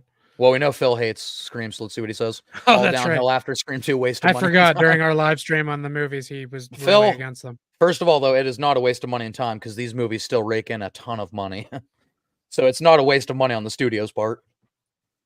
But I understand you not liking them. A lot of people, the magic left after the first Scream, and I get it. But I can First watch of all, all. Phil, you son of a bitch. Oh, I'm sorry. Yeah, you don't disagree with us. Hey, But we talked the about. only thing. Yeah. No, go ahead. No, if you I'll want to add say it. something, if you Oh, want to say that's- something in this category, please. I was gonna say the only thing I can add is by bringing up a bingo card. What is it? One of my favorite musicians wrote 2 songs for this movie. Lincoln Park? No, Mike Shinoda. Oh, So- Linkin He wrote Park. the So Linkin he wrote, Park. yeah, he wrote the song In My Head, which he was on, and he Yeah. also wrote the song Still Alive, which was performed by Demi Lovato. Oh, good shit. cool. I knew the Demi Lovato song. I didn't know he wrote that. Great. Demi I Lovato. just- I didn't know that either until I just looked it up. She's fucking she's fucking Looney Tunes. Well, that's a tricky subject. She's a good singer. She's a great She's a singer, good- but she's Looney Tunes as hell. Yeah. There definitely is like a Dr. Jekyll and Hyde with Demi Lovato. This movie, by the way, is a 6.5 on IMDb. Corey, My I- pure well, bias, Yep. I'd watch this over Creed 3. for sure. Now, I have to say, in my top 10 horror, I put this way above Knock at the Cabin, so it's above that. Oh yeah. Creed is one of the weaker ones in the series. Scream 6 is one of my more favorite sequels of that series. Yeah, yep. I can't put it great, I don't think. Not quite great, because there's a 'Cause- lot of Screams that are better. Yep. I'm fine with you're good with right there? I like what they did with That's the right. poster with the 6. Oh yeah, that's really That cool, was isn't it? that was clever. That was cute. Hey, speaking of 6, the next one, and I'll keep this quick because this was fucking one of the bigger disappointments of the year for me. So I the didn't next see Adam- it. I really this wanted Adam to Driver? until I saw everything out of it. 65. Yes, next- Yeah, actually, I'm just saying the view. Let me zoom in even more because it couldn't hurt, As I right? say, what is the name of this movie? 65. Is that looking better? I don't want to zoom in too Yeah. far, but yeah, see, I think that's too far. Right there. Yeah, that's good. Okay. Yeah, so the movie is called 65, and it's basically because dinosaurs 65 million years ago. So this is basically like Adam Driver. It's futuristic. It's a futuristic movie. Turok the So- Dinosaur Hunter. Yeah, so yeah, pretty much I so. hated that game. So we get to a point in the future where they travel to different planets and like different areas, galaxies even, to like mine for different resources. And he just, on one of his missions, he happens to crash land. And the only other survivor is like a little girl who lost both of her parents. But there's a language barrier there. She doesn't speak English. So it That's feels unfortunate. very, yeah, a lot of movies have been doing the trend lately, like the Joel and Ellie kind of dynamic. And it feels like this feels, again, this is a movie on paper that sounds great because it's like a Jurassic Park meets fucking The Last of Us kind of thing. But It's from the writers of A Quiet Place. yes, it is. Yeah, it's Adam Driver. It's from the writers of A Quiet Place. But you somehow take Adam Driver with futuristic weapons and military technology, you place him against a bunch of fucking dinosaurs, and they make the movie just really boring. I was gonna say that sounds like it'd be an awesome movie. Doesn't it sound amazing? Like you were talking to me, and I'm like, man, I kind of want to watch this. And then, like, what you're saying mixed with what I'm seeing for the IMDb rating, I don't think I do. I mean, again, I don't want to ever steer you. If it ever is it on streaming anywhere? Can you just like watch it streaming? Probably. It's got 65. a 5. I didn't see it anywhere. It's got a 5.4 on IMDb. 5.4. Bad movie. Which isn't terrible, but it definitely fits in our bad movie category.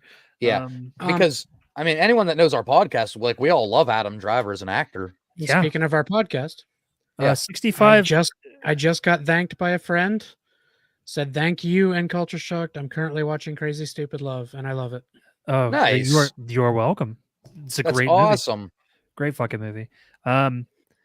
It does say 65 is available to watch on Netflix. So if anybody wants to watch it, there you go. Oh, it's on Netflix. There you go. Okay, I don't have Netflix anymore. That would make sense. Yeah, this is just one of those movies. Like, there's not a lot of subtext here. There's not a lot below the surface. You do have a story where Corey, you know the girl who played the daughter in the new Dungeons and Dragons movie. Yeah, she seems to be a up and coming young actress. Yeah, but she's also Adam Driver's daughter in this movie. Okay, and she is kind of the emotional heartbeat of the movie because I mean, am I going to spoil anything for 65? no. Oh, are you referring to this Ariana Greenblatt? Yeah. Yeah, she's in art or not? No, she was in Barbie as well. Yeah. Oh, Yeah. damn, she was. Yep. But yeah, so pretty much you learn that his daughter was sick and she died while he was away on an expedition.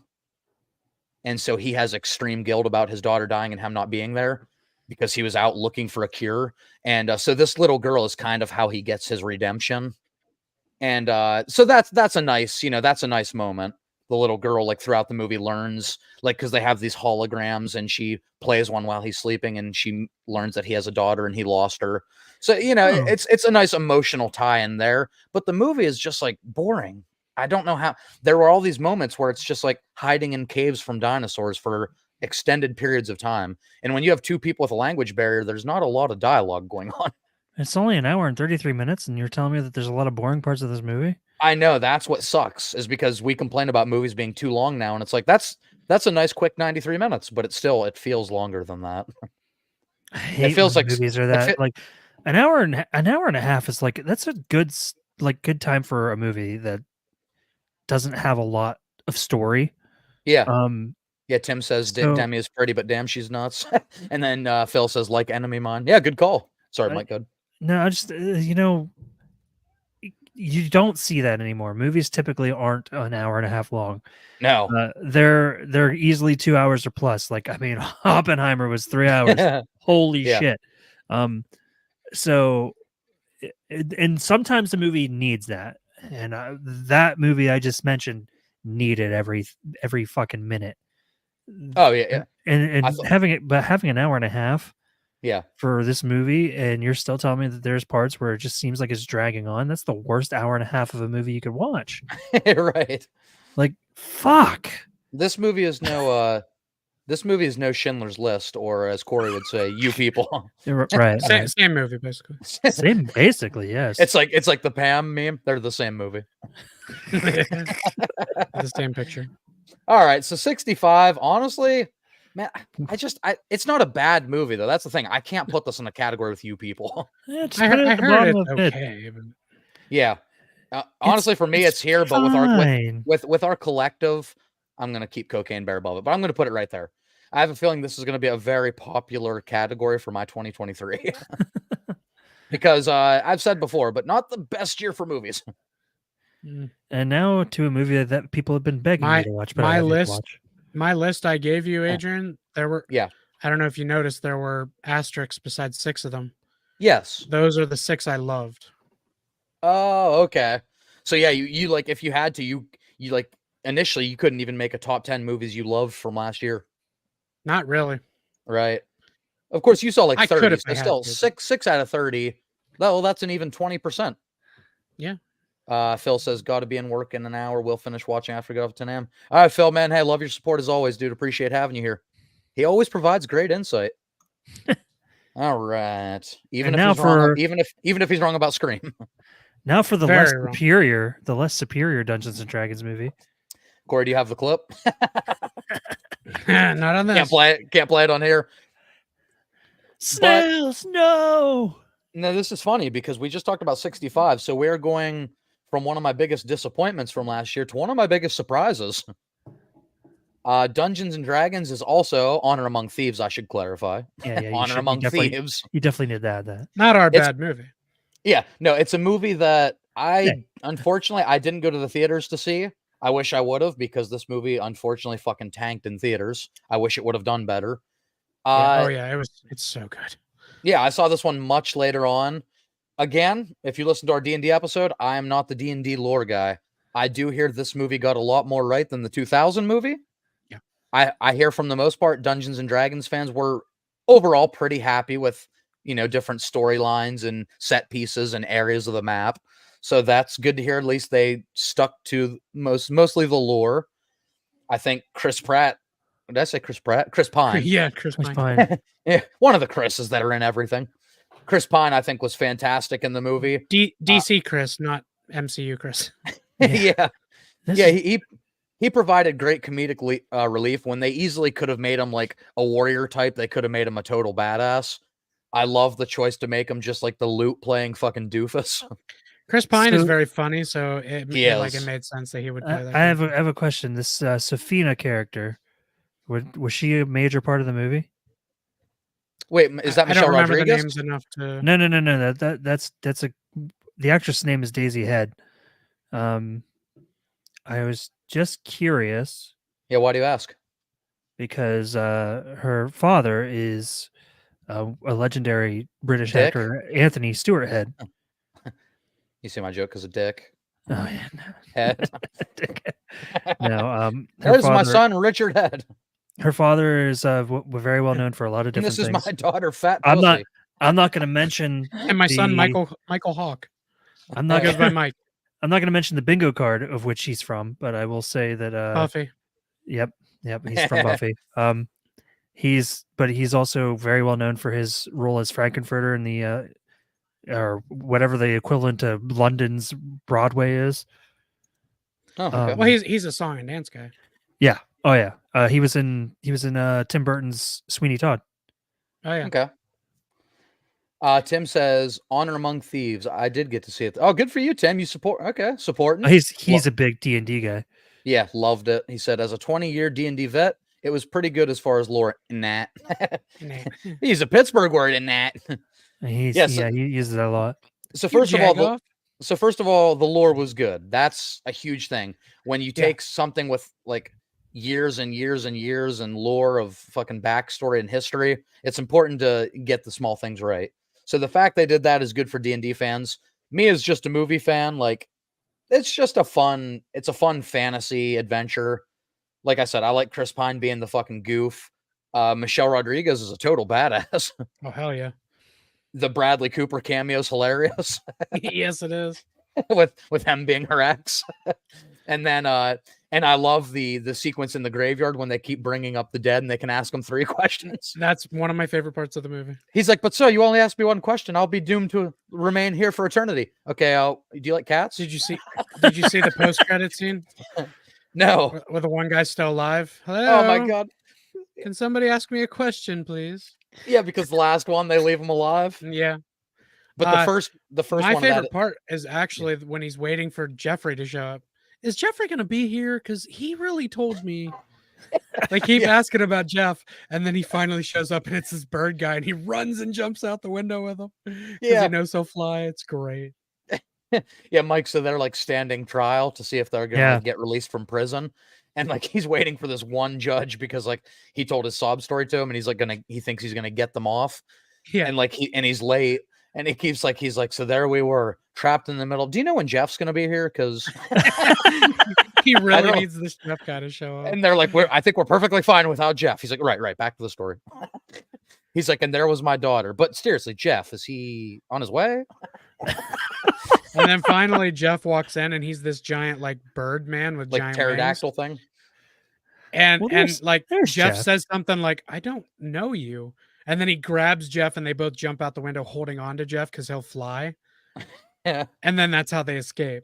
And they're like, wait, we were gonna let you go. Yeah, as soon as they jump out, they go, but we approved your bit or we proved your approval. It was so funny. Tim says the talk with dead scene was so good. Yeah, Yes. I This love movie. the first one they pull up from the dead. He's like, you can only ask me 3 questions. And Chris Pine just completely fucks it up. He's like, no, wait, that doesn't count as a question, does it? He's like, yes, and he does. So they have to dig up another guy. This movie got a 7.3 on IMDb. Damn. And I think that's low. I think it's a Yeah. great movie.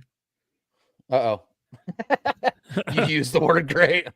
That's one of my tears. Oh, you said great. No, it was really good. Totally surprised me. If you're into fantasy movies, which I'll say 5 years ago, this movie might not have worked as well for me. Since you guys have pretty much forced, well, Corey, since you pretty much forced me to watch Harry Potter and Lord of the Rings, and Both solid things yeah. to watch. a movie like this works a lot better for me now that I'm more into the genre. Plus, you've played a little D&D over the last couple of years.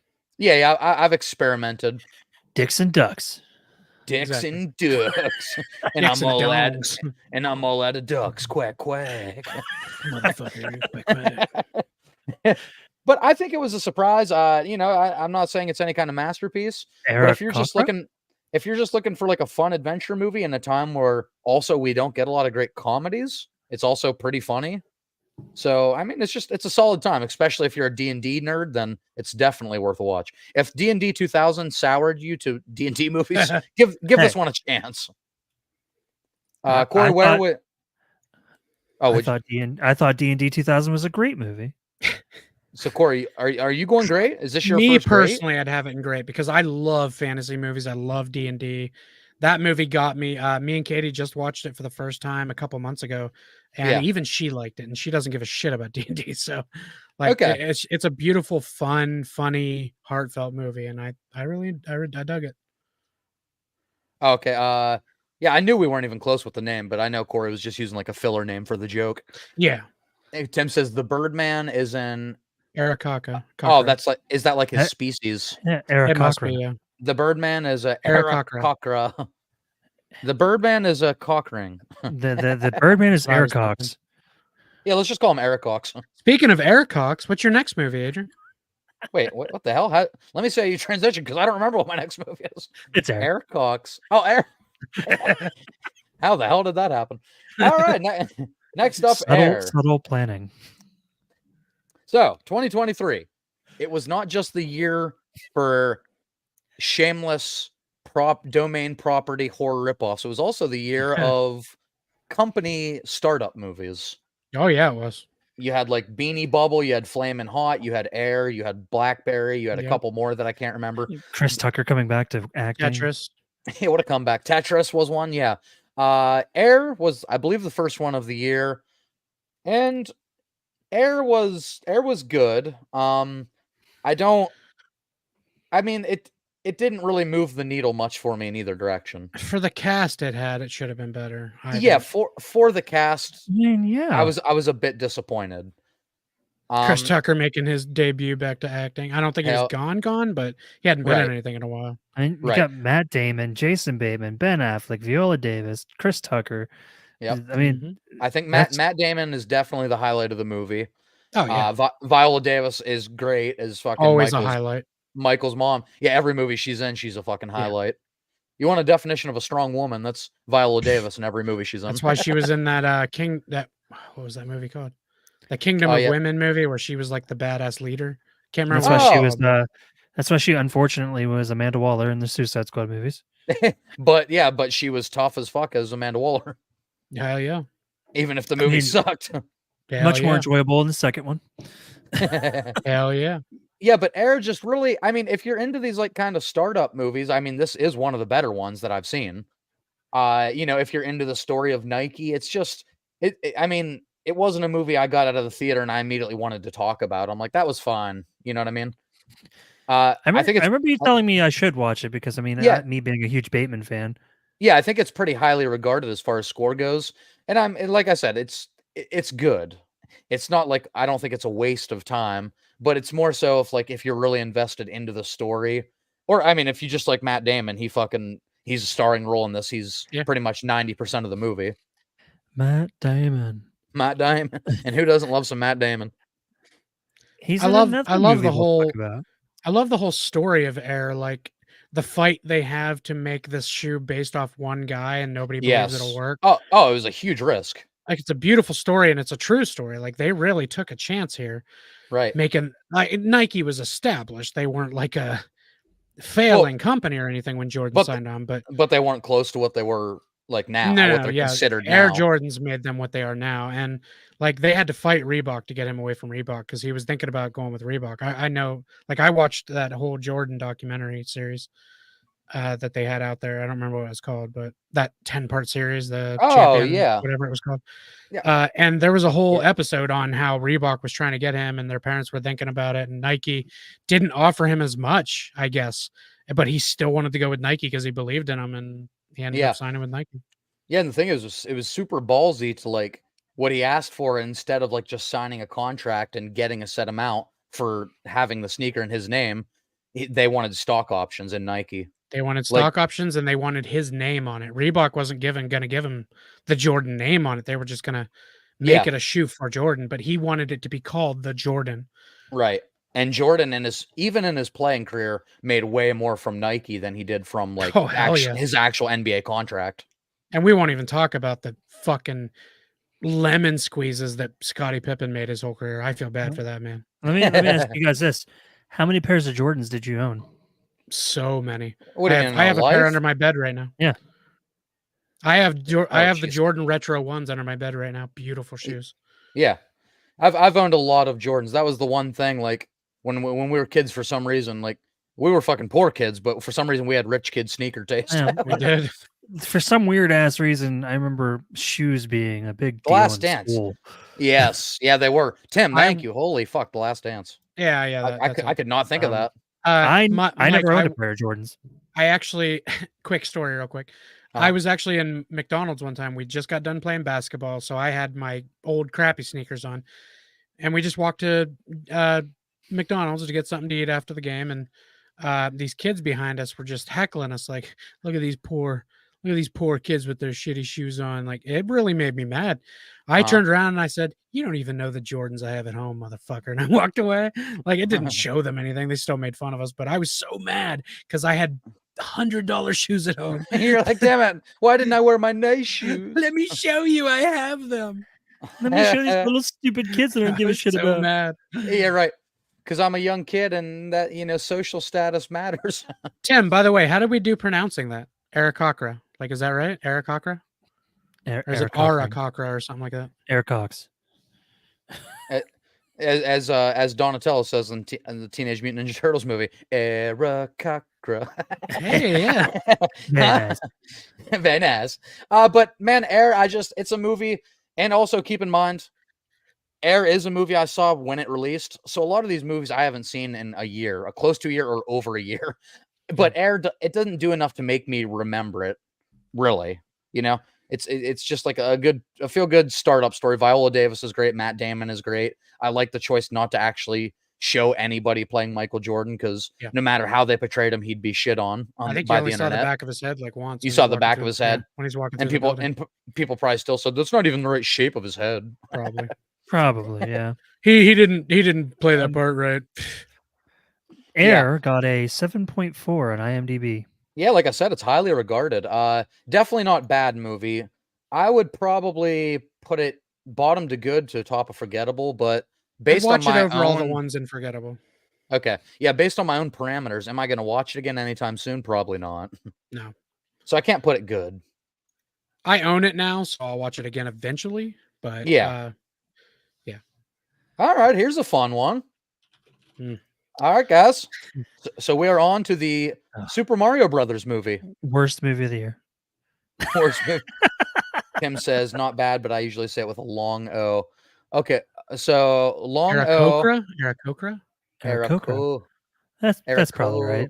Yeah, Eric Coker. It's well, if Tim's saying that's right, then it's probably right Yeah, as far as yeah. that goes.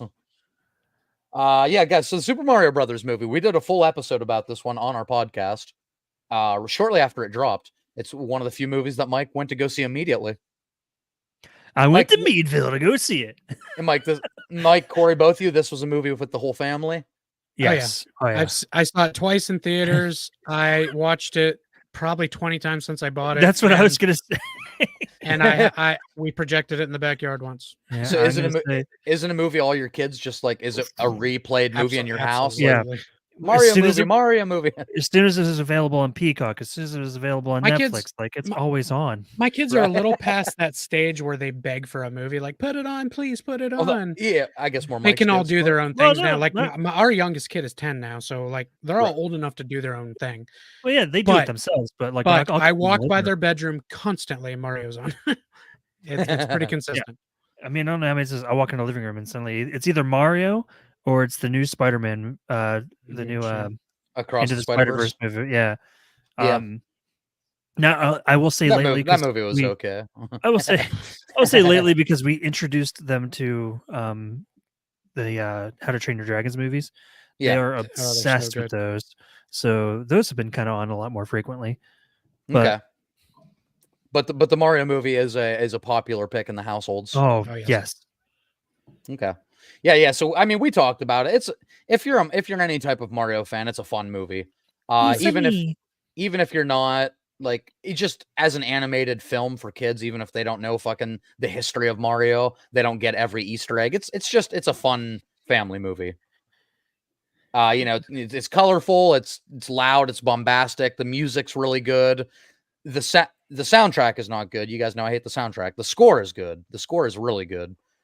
There's a ton of Easter eggs. If you are a fan of Mario, like, you can tell they definitely put love into it, which is good because Illumination Studios, What? sometimes their movies feel like copy paste.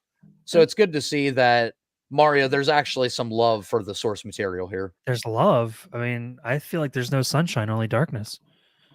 Wait, Tim says, never had a pair of Jordans, but I've worn Nike sneakers since I was 18. You know, Not bad. sunshine when she. And then he says, the Super Mario Brothers felt like a lot of fan service for sure. And I loved it so much. I would absolutely watch it repeatedly. and Lou Malia in that movie, The Star, Yeah. such a good character, so funny. Favorite I just character want- of the whole movie. I just want to credit Tim for the way he Contention, set for up. sure. Yeah, the way he set up his comment, because a lot of people would see that first part and take that as a criticism. And he said, Yeah, and I absolutely love it. And that's the He- thing, is you either he had love us in the fan first service or half, you not gonna hate lie. fan service. Yeah. Fancer, it's, well, you guys know me. We've So, Adrian doesn't talked love about it. this. We've talked about this because there's a right way to do fan service. and yeah. there's a wrong way. This movie did it the right way. I think Yeah. so, yeah. And well, I do think, the fan service in the movie it's a lot to take, like Tim said, but it's a movie going in that most people knew was going to be full of fan service. Yeah. Because, I mean, really, Well- it should be. Everybody knows. They had to make up for that fucking 1993 debacle. Oh, if I would have put that in my list, it would have been right beside Batman and Robin. I was gonna say it's so good. Well, no, if now I'm starting to understand. He's like, I'm starting to get, yeah. All of your movie opinions are starting to make sense. They're shit. Oh no, sorry. Yeah, but it's just, this movie's just, it's a really good time. It was cool that the original voice of Mario made a little cameo in here. My big critique of the movie when we talked about it is I understand why they did it, but I wish they wouldn't have broken up the band in the first movie. Like, I would have liked to see an entire first one, I think, go more traditional, have the princess get kidnapped, have Mario and Luigi save her, so we get a better connection with the brothers. And then the second movie, maybe Mario Peach, maybe Luigi gets trapped. That's just me. That's what I would have preferred to see. My biggest gripe with the movie, and shocker, I'm gonna talk about music, but The Nihilistic Star was great. the soundtrack, though, I love every song that's in this movie. There are two songs in particular that just did not make Yeah. sense What were they? Do you remember?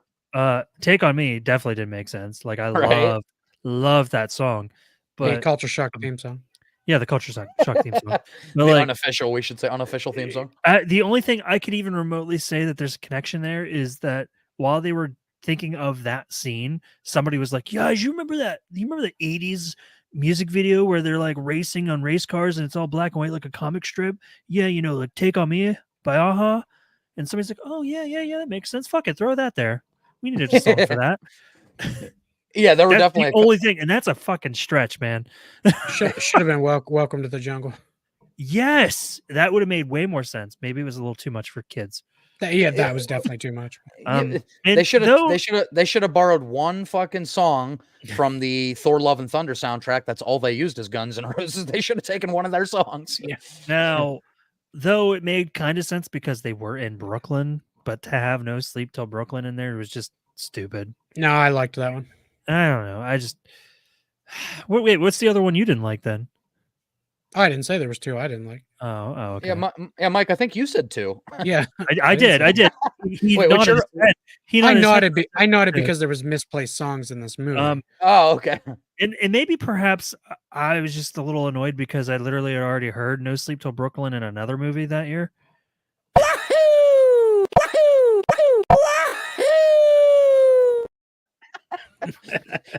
You know what I mean? I do actually. Mike's face.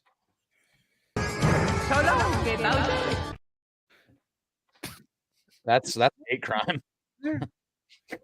I mean, come on, let's be honest. That's a hate crime. You heard what he said. Yes. He hates kings. I just want all of you that watch this movie and love it to know that's the kind of guy you're supporting. Let me play it one more time. Okay? Let me play it one more time. Listen. I think that's Bowser's Clearly. choice who he loves. He's clearly saying King Bowser. Yeah, he hates kings. They could do a Luigi's Mansion movie. Oh, I think that was the general idea when he got separated. Yes, Tim, I do agree with that. I think that's why they separated them. I feel like I feel like they already have intentions to make this a whole universe. Yeah. Which So Adrian for me, loves. yeah, the Mario cinema. So for me, Mario, Luigi, MCU? one, rescuing Peach. Oh yeah, whoa. Wait, the MMCU, the Mario. Yes, my timeline, if you're gonna do at least a trilogy, Mario and Luigi saving the princess, and the first movie, maybe you have Peach and Toad like have more interactions together. Movie 2, maybe Luigi gets taken, Mario and Peach looking for Luigi. Movie 3, or spinoff, Luigi's Mansion. That would be my. But yeah, but I mean the movie's just, it's a good time. The Mario Kart sequence, Rainbow Road's fucking awesome. This is a movie where the fan service didn't bother me because, well, first of all, because I'm a hypocrite. In another movie, the fan service would absolutely bother me, but I'm a hypocrite, and But that's part of my charm, isn't it? Now, because of how successful thank you, Peter. because of how successful this movie is or was, I think that it has definitely what opened the door for Sony to have this Legend of Zelda movie, which I'm really Yes. skeptical about because it's Sony. Yep. Because it's Sony. Every movie they make, I'm becoming more and more skeptical. But I mean, earlier this year, like at the beginning, towards the end of January, they came out and said the Legend of Zelda movie will be an amazing tale of adventure and discovery. What's Oh, weird? boy. I think what's weird of what's weird of Mario is now like this is spawning off like a fucking Lego or not Lego, a Hot Wheels movie, like in the same way by the same studio that did Mario. Like, are they going to try to tell like a real life Hot Wheels story? Like, they're gonna obviously you need characters. I feel Now, like hey. I feel like the Hot Wheels movie is more relating to Barbie. Like it's going to be toys that Yeah. are being played with. Now Yeah. listen. Oh, I'm If- sorry. I want to clarify something. I misspoke. That is because of the Barbie movie, not the Mario movie. Okay, You're right about that. I Now, thought if, what you were thinking. now Yeah. if we hear "Take on Me" in the Hot Wheels movie and they're racing, we will know it's for the reason I said. What if they do that? Yeah, I'm and now like, it's not even "Son of a linked to Mario, so that's weird. Oh fuck. Yeah, but I mean, guys, we want to move on to some other movies we haven't talked about. We've talked about Mario a ton. Go check out our episode. Yeah, do it. Fun movie. Give me it. Hey, give me it. All right, so we have to kind of agree Oh, here. Are great. are you guys in great? That's great for me. I mean, you know my opinion. It's great. It's top of great, and the only reason I don't put it in the top category is because of what you named that one. It's not going to win movie of the year. All right. Yeah. How No. about if I would have changed We'll get movie there. of the year contender to masterpiece? Would you put it up there? Personally, yes, because Mario was like my whole life growing up. I loved it. Right. And that 93 movie, while I can find some fun in it because it's so bad it's good, it shit on my childhood. Like there's no doubting that. For Really, sure. It took Mario and made it something it's not It's- Mario. It's just like if Mario met Cyberpunk. And this movie, Now- when the trailer came out, I had a mic moment where I was like, "This is gonna be the one. Like, this is it. Yeah. They nailed it." Like, I instantly was like, Yeah. "Yes, they fucking nailed it." And then when I saw it, I wasn't wrong. I think, in my opinion, I was not wrong. Like, they put everything in there I wanted to see. Everything. They did perfectly with this. And oddly, it's only a 7.0 on IMDb. Yeah, I'm fine with that. it's Illumination still. I mean, I like, think yeah. I think it should be higher. if it had been a Pixar movie, it'd be higher rated because people pay attention to that name more. Fuck people. It- Hi, Nah. people. I'm glad that I'm Indeed. glad that some people are kind of falling off the Pixar train because we're getting so many new animation styles. Yeah. Like people are like, "Oh wow, what was once groundbreaking with Pixar now feels kind of lazy because they do it for every movie." Now people are starting to like the more like hand drawn The kind of. last Yeah. couple, actually, as decent as they were of movies, they're not like the most memorable things anymore. Yeah, right. Pixar used to be all about like, did you see that Pixar movie? Yeah, Now it's like, Pixar, did you catch that one? Pixar literally used to be like day one, people had to go see it because it's Pixar. Like we know it's quality, and now it's like people are like, know. I might see it when it's streaming. I don't know. Like Yeah. fucking cars. Yeah, like Cars. I hate those movies. Corey really does hate those I hate movies. those I movies don't so know much. why. They're soulless. They're so Yeah, They Larry the Cable Guy. That's why I mean- hate them. That's one of the reasons, I guess. that doesn't help. I mean, Dan. What did they say? Dan the failed comedian. Yeah. All right, guys. Corey, this is another one we both saw. Yep. So the Nicolas Cage vampire movie event of the year. Yeah. The only one. So we we have to talk about Nick Cage a little bit every year on the podcast and on my channel. So Renfield, I did a full review for this one. Ultimately, where I landed is I was kind of disappointed. Because I love Nicolas Cage. Obviously, Corey and I, at least, I don't. Mike, sometimes we love Nicolas Cage. I don't know, if Mike. I'm a big Nicolas Cage fan. Okay, Yeah, okay. huge fan. And then Just about everything I've seen him in, I like. Nicholas Holt's a great actor. Absolutely. I and talked taking- about about Sorcerer's Apprentice today. Did you? Listen, Jesus, why? the last Nicholas Holt movie that I saw that I talked about was Warm Bodies. That's true. Oh, that's true. Yeah. The last Nicholas Holt movie I saw was Schindler's List. Same. But Corey, taking away my extreme disdain and distaste for Aquafina, I still believe no matter who you put in that role, that B plot was wasted potential. That was Yeah, I like Aquafina. I know you're not a fan, and I actually really like her. In Yeah. this movie, I didn't care for her much. Like there wasn't enough there. Yeah, and it's not even just her. It's like No. you take away what was It's the writing. actually working in this movie, which was the dynamic, the toxic relationship between Dracula and Renfield. Yeah. You take not only do you take because the camera can't be on them the whole time, I get it. But not only do you take like just a few sequences away from them, you take a whole fucking pretty much third of this movie away from them, Mhm. focusing on this. I'm a cop and I want to do the right thing because my dad was a decorated police officer and I want to make him proud. Nobody cares about that shit. The mobster family was terrible, except John Ralphio. That I feel like Oh my he was. God, What's I his forgot name? it. He plays Ben, Sonic. Ben Schwartz. Ben No, Schwartz. Ben- Yeah, he's is so that his name? good. Yeah, Yeah. he's great in the movie. Yes, he's good in everything.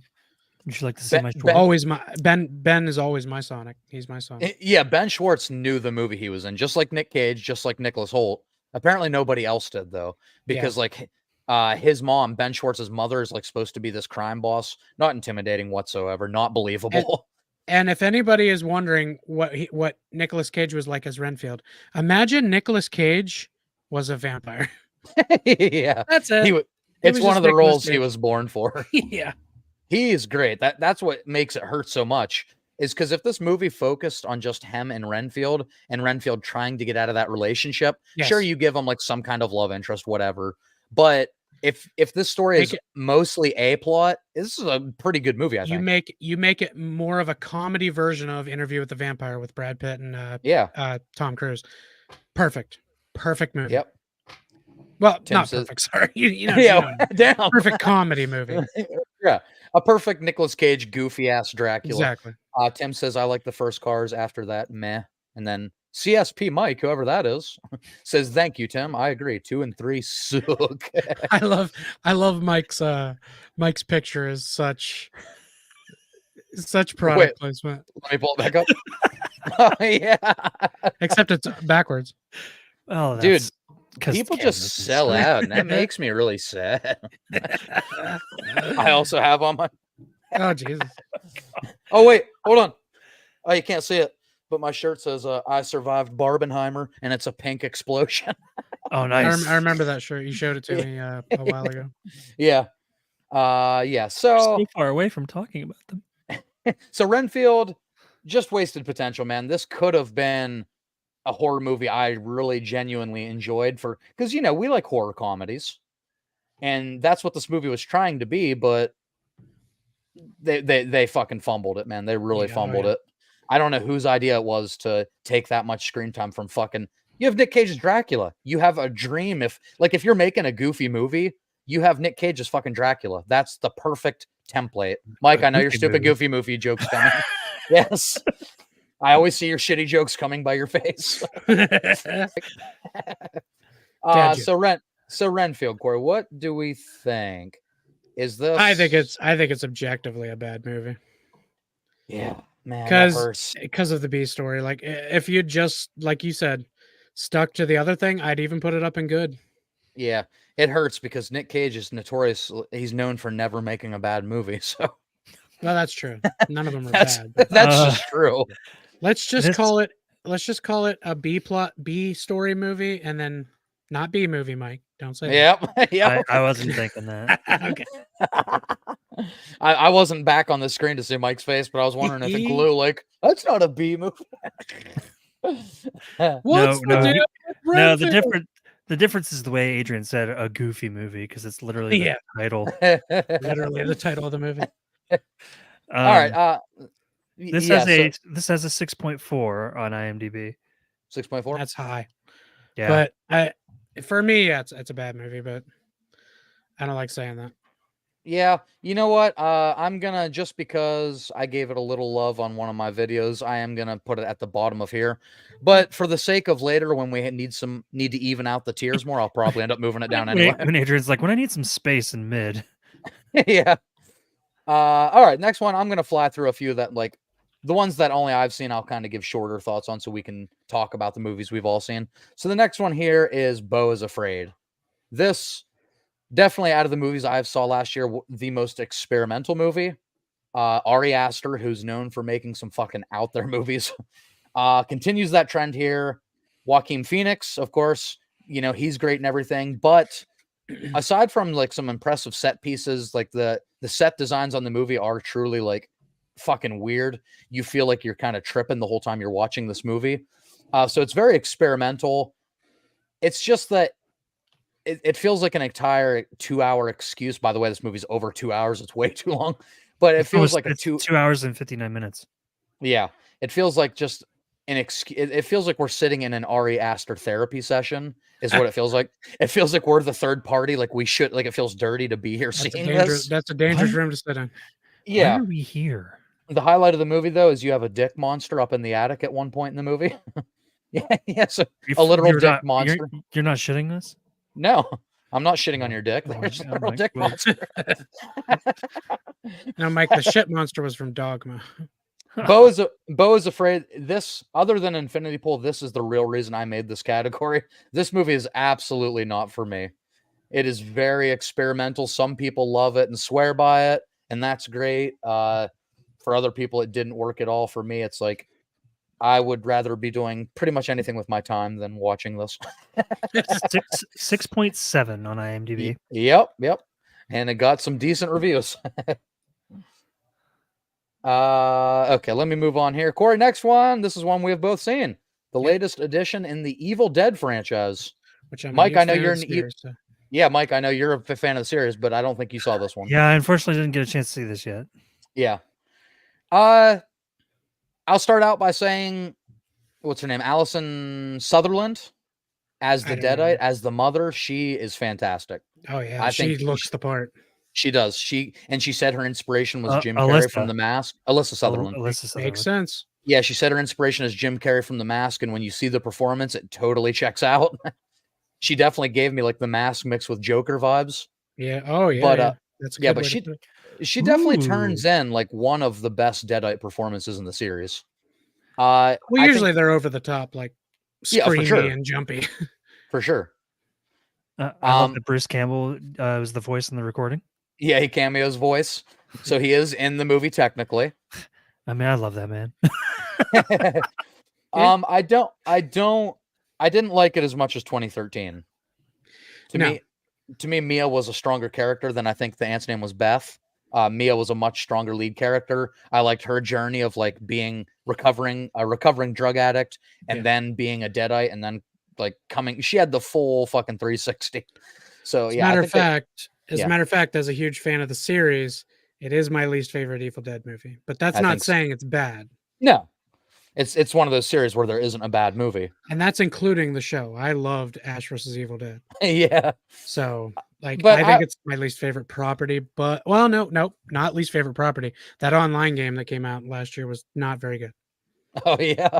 Oh, the kind of Friday the 13th Dead by Daylight clone. Yeah. Yeah, everybody was saying they played like 2 rounds and then they never touched it Not again. fun. Tim says, starring Bruce, don't call me Ash Campbell. Yeah, so I don't think the character motivation was enough to really get me behind Beth. She's one of the more forgettable protagonists. Yeah. The kids, it's another movie where fucking horror movies in the trailers, man, they gave away a lot of the most brutal moments in the trailer. The fucking cheese grater in particular comes to mind. I don't know. I appreciate them trying to shake up the setting with like an apartment complex in the middle of a city. I appreciate them trying something new, but man, Evil Dead, if there's any franchise that speaks like Cabin in the Woods to me, other than Cabin in the Woods, it would be Evil Dead. It's like Evil Dead's one of the originators of Cabin in the Woods. It's like if they were to take Friday the 13th and take them to New York or Manhattan or something. It would be so dumb. So dumb. Why would they do that? It'd be a terrible idea. Nobody should ever watch a movie like that if it exists. Never. But yeah, I mean, they nailed the Evil Dead elements. You have the lore, you have the fucking Necronomicon. We've learned there's 3 of them now. So you could have a Mia, Beth, Ash trifecta. It would make sense. Yeah. If you got all them together somehow, I'd be there for it. Like a whole army of Deadites and they have to fight them. Mike, make the joke. Almost like an army of Army of Darkness. Yeah, there you go. He said, sorry, I was reading quotes for the movie. Oh, I'm sorry. What is Army of Darkness? Yeah, but I think the comedic tone is there a little bit. For me, the highlight is definitely like all the stuff through the people.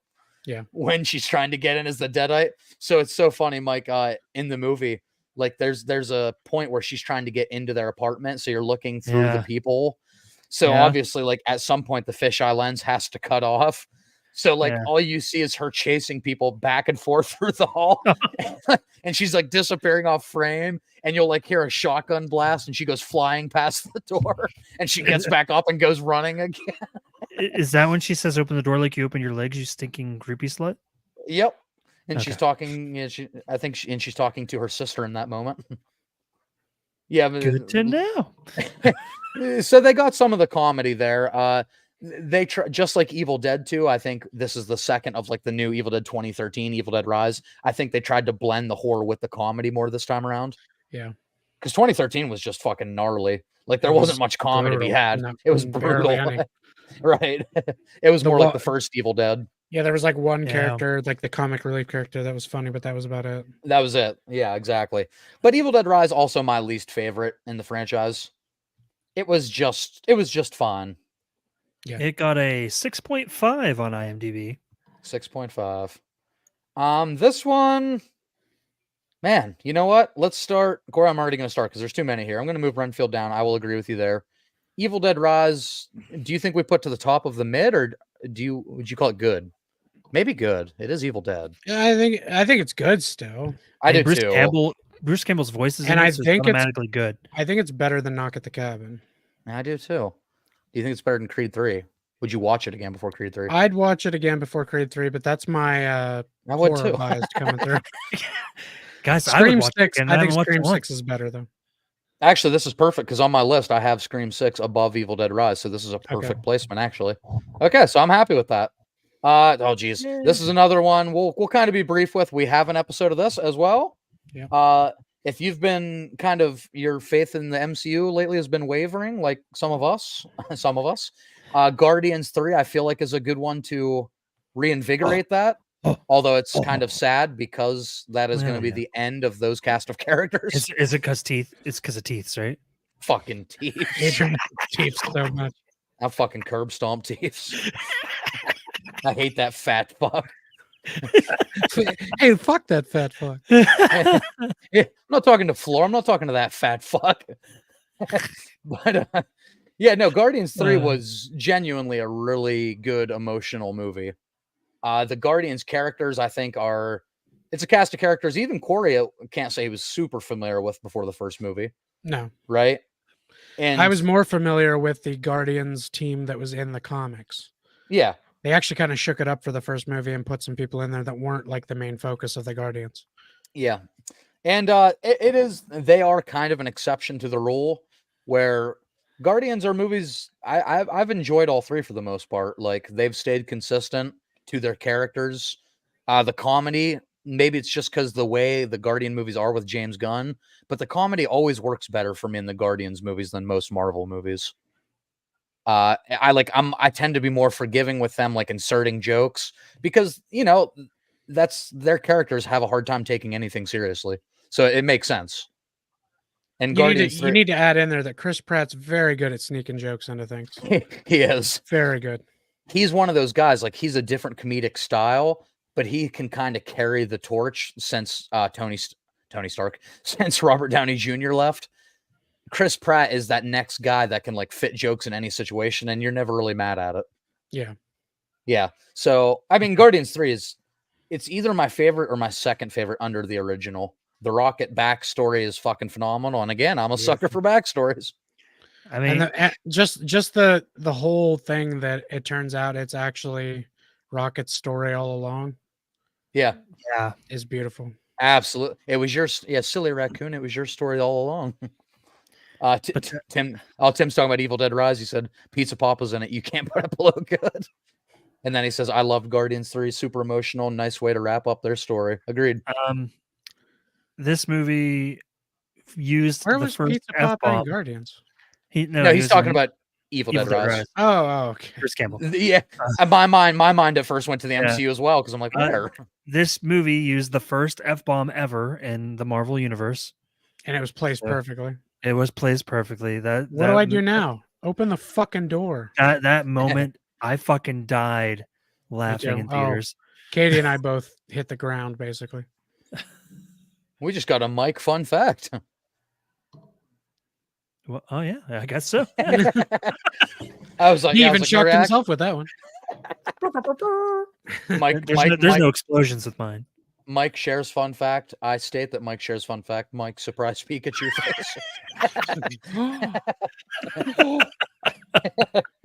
Yeah, but just a beautiful conclusion to the Guardians. This is another one, guys. We don't want this to be 5 hours. We can't afford for it to be 5 hours, actually. So this is another one we did a full episode for, but we all are Team Guardians 3. And a 7.9 on IMDb, which I Beautiful. believe is one of the higher ranked Marvel movies. Yeah, it's up there. Definitely as of late. I think Infinity War might be the highest ranked Marvel movie. Okay, we're not going to beat around the bush here. This is great. We're gonna start it at great. Corey, it's above Dungeons and Dragons. For me, it's above Mario.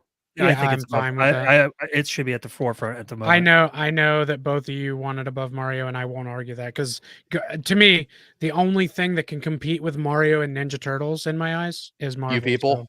Oh, okay. Exactly. You people. Schindler's List. Corey really loves you people. I do. I He love really it. did. Oh, Corey loves all you people. We What do you all mean love by you people. You people, them All right, so people, those people. I All wumbo, you wumbo. Imagine all the people. God damn it. All right, so we have a new leaderboard here. Guardians number 1, well, number 2 under Batman and Robin. God damn it. I love that great category right there. I'm gonna go watch all 3 of those movies. right I now. love that great category too. Movie of the year contender. I'm not so thrilled about that, but Hold on. I don't like a DC movie being above a Marvel movie. I got you guys. Hold on. Oh, God, what is this gonna be? Hold on. Why Make is it sure you back? guys can see this right now. Yes. There we go. I'm sorry, okay? Thank you. Yeah. It's not a 2023 movie. You guys are right. I do It apologize did. about It did that. need a different category for this tier list. It did.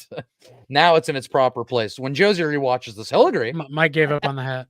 No, I threw it. I don't know why I said that like Chandler. If there, what does he say? There's no tip for you. Yeah, yeah. I said when Josie rewatches this, he'll agree. If you ring 20, there's no tip for you.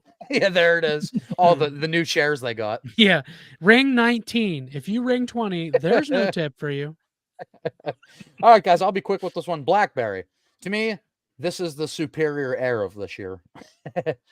I didn't end up also, seeing this one. I it hate might that I be- didn't. yeah, it might be my extreme bias for how much I love Glenn Howerton because of Always Sunny. Mhm. Who's Glenn Howerton? Wait, what? Oh my God, shut up. That is not Glenn Howerton, by the way. No, that's me. No, that's Charlie. Wait, what? No, he's not even. Well, no, he is in that scene, but he doesn't talk. Guys, I've never actually watched Sunny. I'm just the biggest Wow. poser. You're really informed for never seeing it. No, Yeah, how did you do that first episode we did? but so what I like about Blackberry, what is more compelling about their story is that it's very clear that Glenn Howerton's character and Jay Baruchel's character come from very different walks of life. Their approach to business is 180 opposite.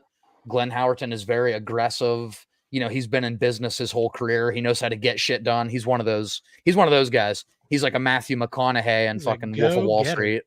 He's a go-getter, but he also has a serious fucking attitude. Actually, Glenn Howerton, dude, gives a when you see this movie, Glenn Howerton gives a fucking great performance. Everything I've heard about it is that he's so fucking good. in He it. steals that movie. I'm just shocked to see Jay Baruchel in something other than How to Train Your Dragon. Yeah. And Sorcerer's Apprentice.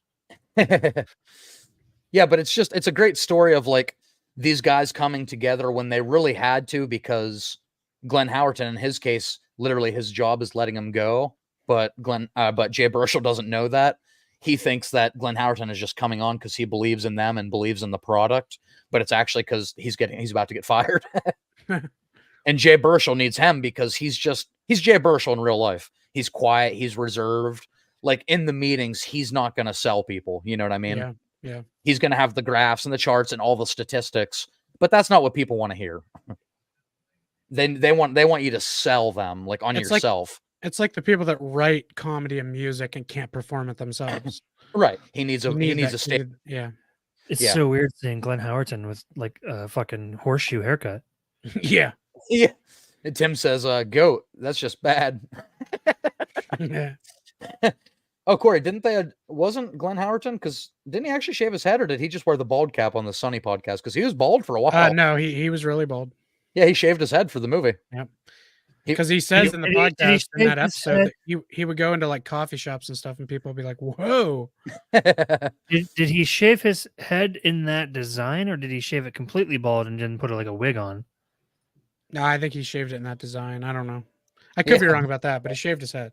That's just awful. He fully committed. He fully Bryan Cranston committed to the role. Yeah, I was gonna actually say Matthew McConaughey in We Are Marshall, but same thing.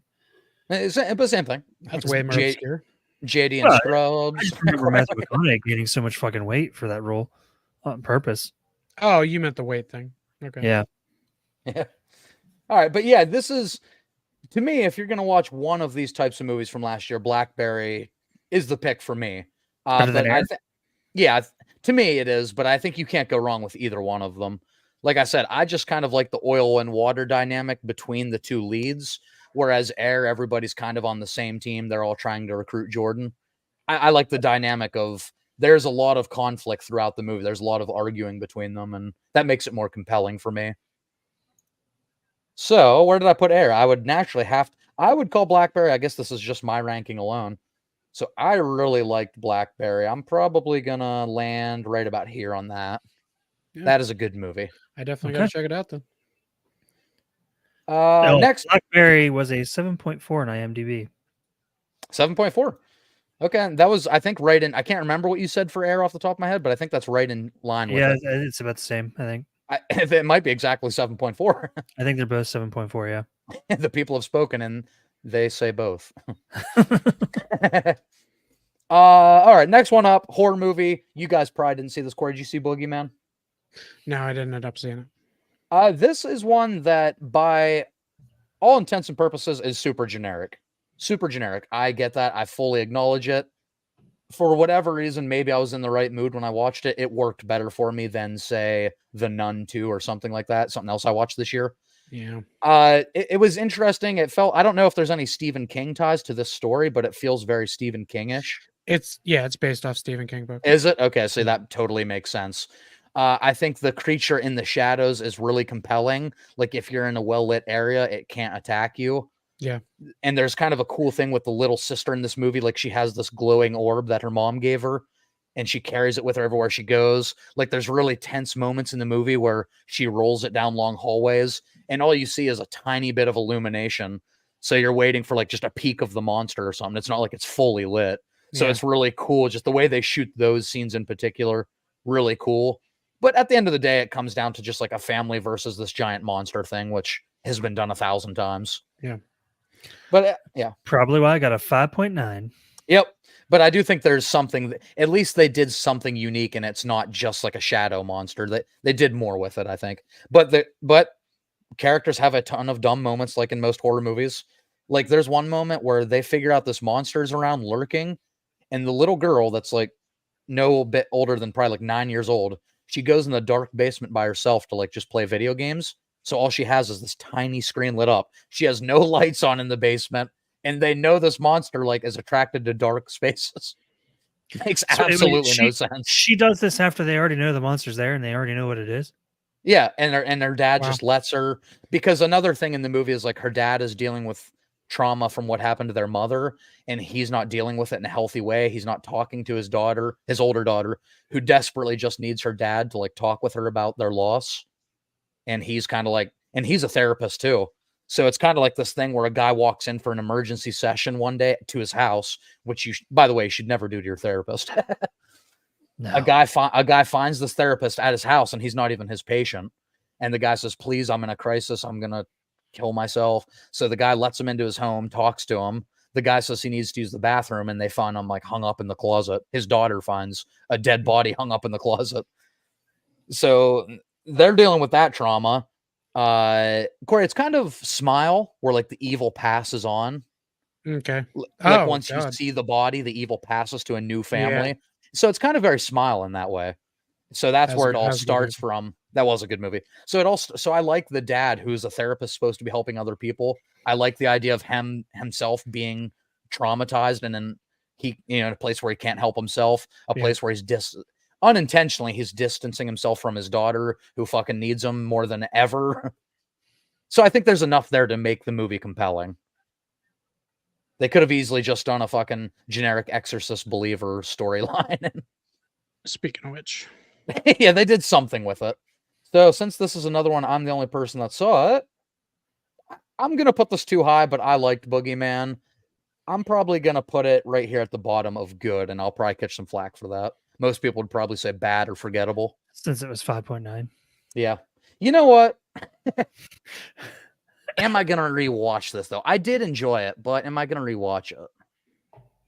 I think I have to put it right here, actually, if I'm being completely honest with myself. Oh, boy. All right. Well, guys. The highest rated movie so far that we've talked about is Like now coming up. Like on IMDb standards? Yep. Strays. Strays, yeah. Weird. Tim says McConaughey was also frighteningly skinny for Dallas Buyers Club. Talk about full commitment. Yes. Also, you ever see? Jared Leto was you- actually good in that movie. That's one of the few movies he's Oh, yeah. actually good in. I think he won an award for that. Yeah, best supporting actor, I think. How about Christian Bale in The Machinist? The Machinist, dude. Yeah. And the fact that he was doing The Machinist between filming Batman. Yeah. Because he was fucking huge for The Dark Knight. Do you know what his diet was during The Machinist to lose weight? What's that? Every day he ate 1 can of tuna and an apple. Oof. Was it? That's Sounds rough. That sounds similar to the fucking boiled egg diet. Yeah. Yeah, same principles, I think. Okay, let me get rid of McConaughey as much as I love him. So, Across the Spider-Verse, guys, I mean, where do you even begin with this movie? First of all, Into the Spider-Verse came out a couple years ago. Took me by surprise because as much as I love Spider-Man, I don't have any belief in Sony Studios. And the animation scared me at first. The animation style scared me, and just the fact that I'm not the biggest animation person to begin with. So, in a couple of fronts, this movie scared me. Unfortunately, this is the one that got cut when I did my Spider-Man Venom movie tier list. For whatever reason, my video got corrupt of me talking about this movie, so it's the only one that got cut. But you guys start us off on this one. One of my favorite actors is in this movie, and he was in the first one too. I love fucking Jake Johnson, so he cracks me up. Peter B. Parker. Yeah. And he's just as funny and phenomenal in these movies as he is in almost everything I've fucking seen him in. Jake Johnson is one of Mike's unofficial bingo cards. Yes. Comes up every once in a while. But you guys love him just as much as I do, so it works. He's great. For sure. I've never liked him more than in Tagged. He's great in that movie. Oh, he's fantastic in that movie. Yeah. And I just saw a clip from Let's Be Cops earlier today. Let's Be Cops is And so good. I really want to fucking watch that movie now. Adrian, we rented cracked me that, up. and I don't think I've ever watched a movie where I laughed beginning to end quite like Let's Be Cops. Wow. The scene, it's high praise. So the scene that I saw It's from just Let's Be joke Cops after joke after joke. was Right. they were talking to these two girls that were fighting over something. I'm assuming one tried to steal the other one's man. And it began with him asking what her name was, and I think she said Precious or something. He's like, no, Yeah. what's your real name? And she's like, Precious. He's like, no, not your stripper or street name. What's your real name? You know, what's your real name? Oh, that's good. All right, but as far as this movie goes, Across the Spider-Verse, first of all, I think we all ended up being big fans of the animation style of Into the Spider-Verse. Oh yeah. And then somehow this movie completely won up that movie. Like the amount of different, like they just used excuse after excuse to make countless fucking editing styles. Like Gwen, Spider Gwen, you know, she has her own look, her own unique design in her world. Miles has his own design in his world. You have the fucking Spider-Verse world that they eventually go to. And it's just frame by frame. I can't imagine how much work went into this movie from the animation team because it's fucking unbelievable. Yeah, because not only the different worlds, but then when they all come to the one world, they're still their own specific animation style. Yeah. They don't change to whatever world they're in. They're still their style. Yeah, for sure. Yeah, and so well done. And once again, they nailed it with the soundtrack too. Like, yep. The fucking soundtrack to this movie is killer. And it just, I don't know. Again, this is one of those movies that is played constantly in my household because of the kids. So I've seen it a gajillion times at this point. Yeah. And you know, I'm okay with Miles and the Insomniac games, but I think this is probably my preferred Miles. Oh, for sure. Out of the two. You know, surprisingly for me, because I didn't play the Miles Morales. Spider-Man, but I mean, I actually did enjoy him a lot in Spider-Man 2. So it's not like I actually do like the character. Well, this kid playing Miles in the Spider-Verse movies is more like awkward in the way that Miles needs to be awkward. Shamik Moore. He's a little too cool in the Spider-Man games. And then he does an awkward thing. But in this movie, like every little movement, like when he shows up to his parents' party and he's like, he's just awkward. You're right. He doesn't know what to do, but he's still smooth somehow. He's just so much better. I think he's so much better in the movies. Oh wait. Okay, yeah, you like him better in the movies. Okay, so Oh, we agree. We absolutely. all agree on that. Yeah, I think both Yeah. iterations are fine. Like Miles is a relatively newer character, right? Yeah, he's not. Him and Spider-Gwen both are relatively new. Yeah, so it's kind of exciting to like they're at that point with the character where you can kind of take it any way you want to. There's not like 50, 60 years of established Miles Morales lore where you're like, Yeah. well, we're gonna piss people off if we do this, but we're gonna piss people off if we do this. It's got to be refreshing to have new characters that you're like, we can do whatever I the fuck mean, we want to do with them. Yeah. Miles Morales' first appearance was in August of 2011, so Yeah, Yeah. so he's new. he's a very, very new character. Mhm. Yeah. But the animation style fantastic. I I like the chemistry between Gwen and Miles. I love that chemistry. Who's Gwen? Haley Steinfeld, I right? mean, That's her name. Yep. Haley Steinfeld. I mean, I have a Spider-Gwen cup on my desk at all times. That's awesome. I love Spider-Gwen Spider-Gwen. was Spider- created in 2015. Nice. And Spider Gwen is fucking dope. I love her. Hell yeah. Her hooded costume is one of my favorite spider costumes in all of the lore. Yeah. It just and this movie, like right near the beginning of the movie, emotionally, it really fucking hit hard in the moment where she has to unmask in front of her dad.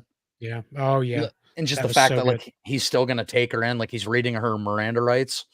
It's like it's so fucked up. Like I get his conflict if you're somebody who like it was against this person the whole time and you find out. But yeah, just the emotion of that moment. And then of course that's where we're incorporated into the bigger universe, the Spider-Verse. Fucking Spider-Man 2099 is a total badass. Miguel is great. Miguel, yeah. Oscar Isaac. Yeah. Yeah, he killed it.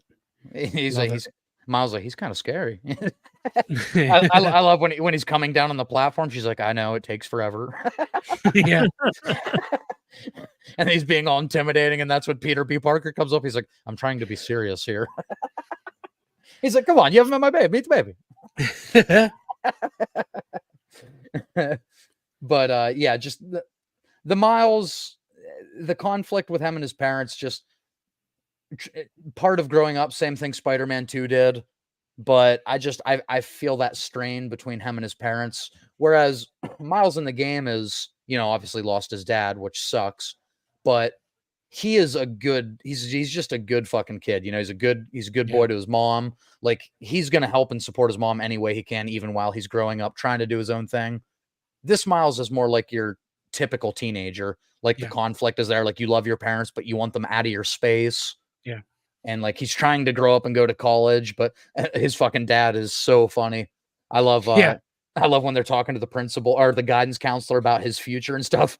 And Miles is just saying like, I have to go to this school. It's the best like guerrilla engineering and bio. And the dad's just like, chemistry. Yeah. He's just like acting like he knows what he's talking about. Yeah. He's like, yeah, cross genetics piece. Yeah.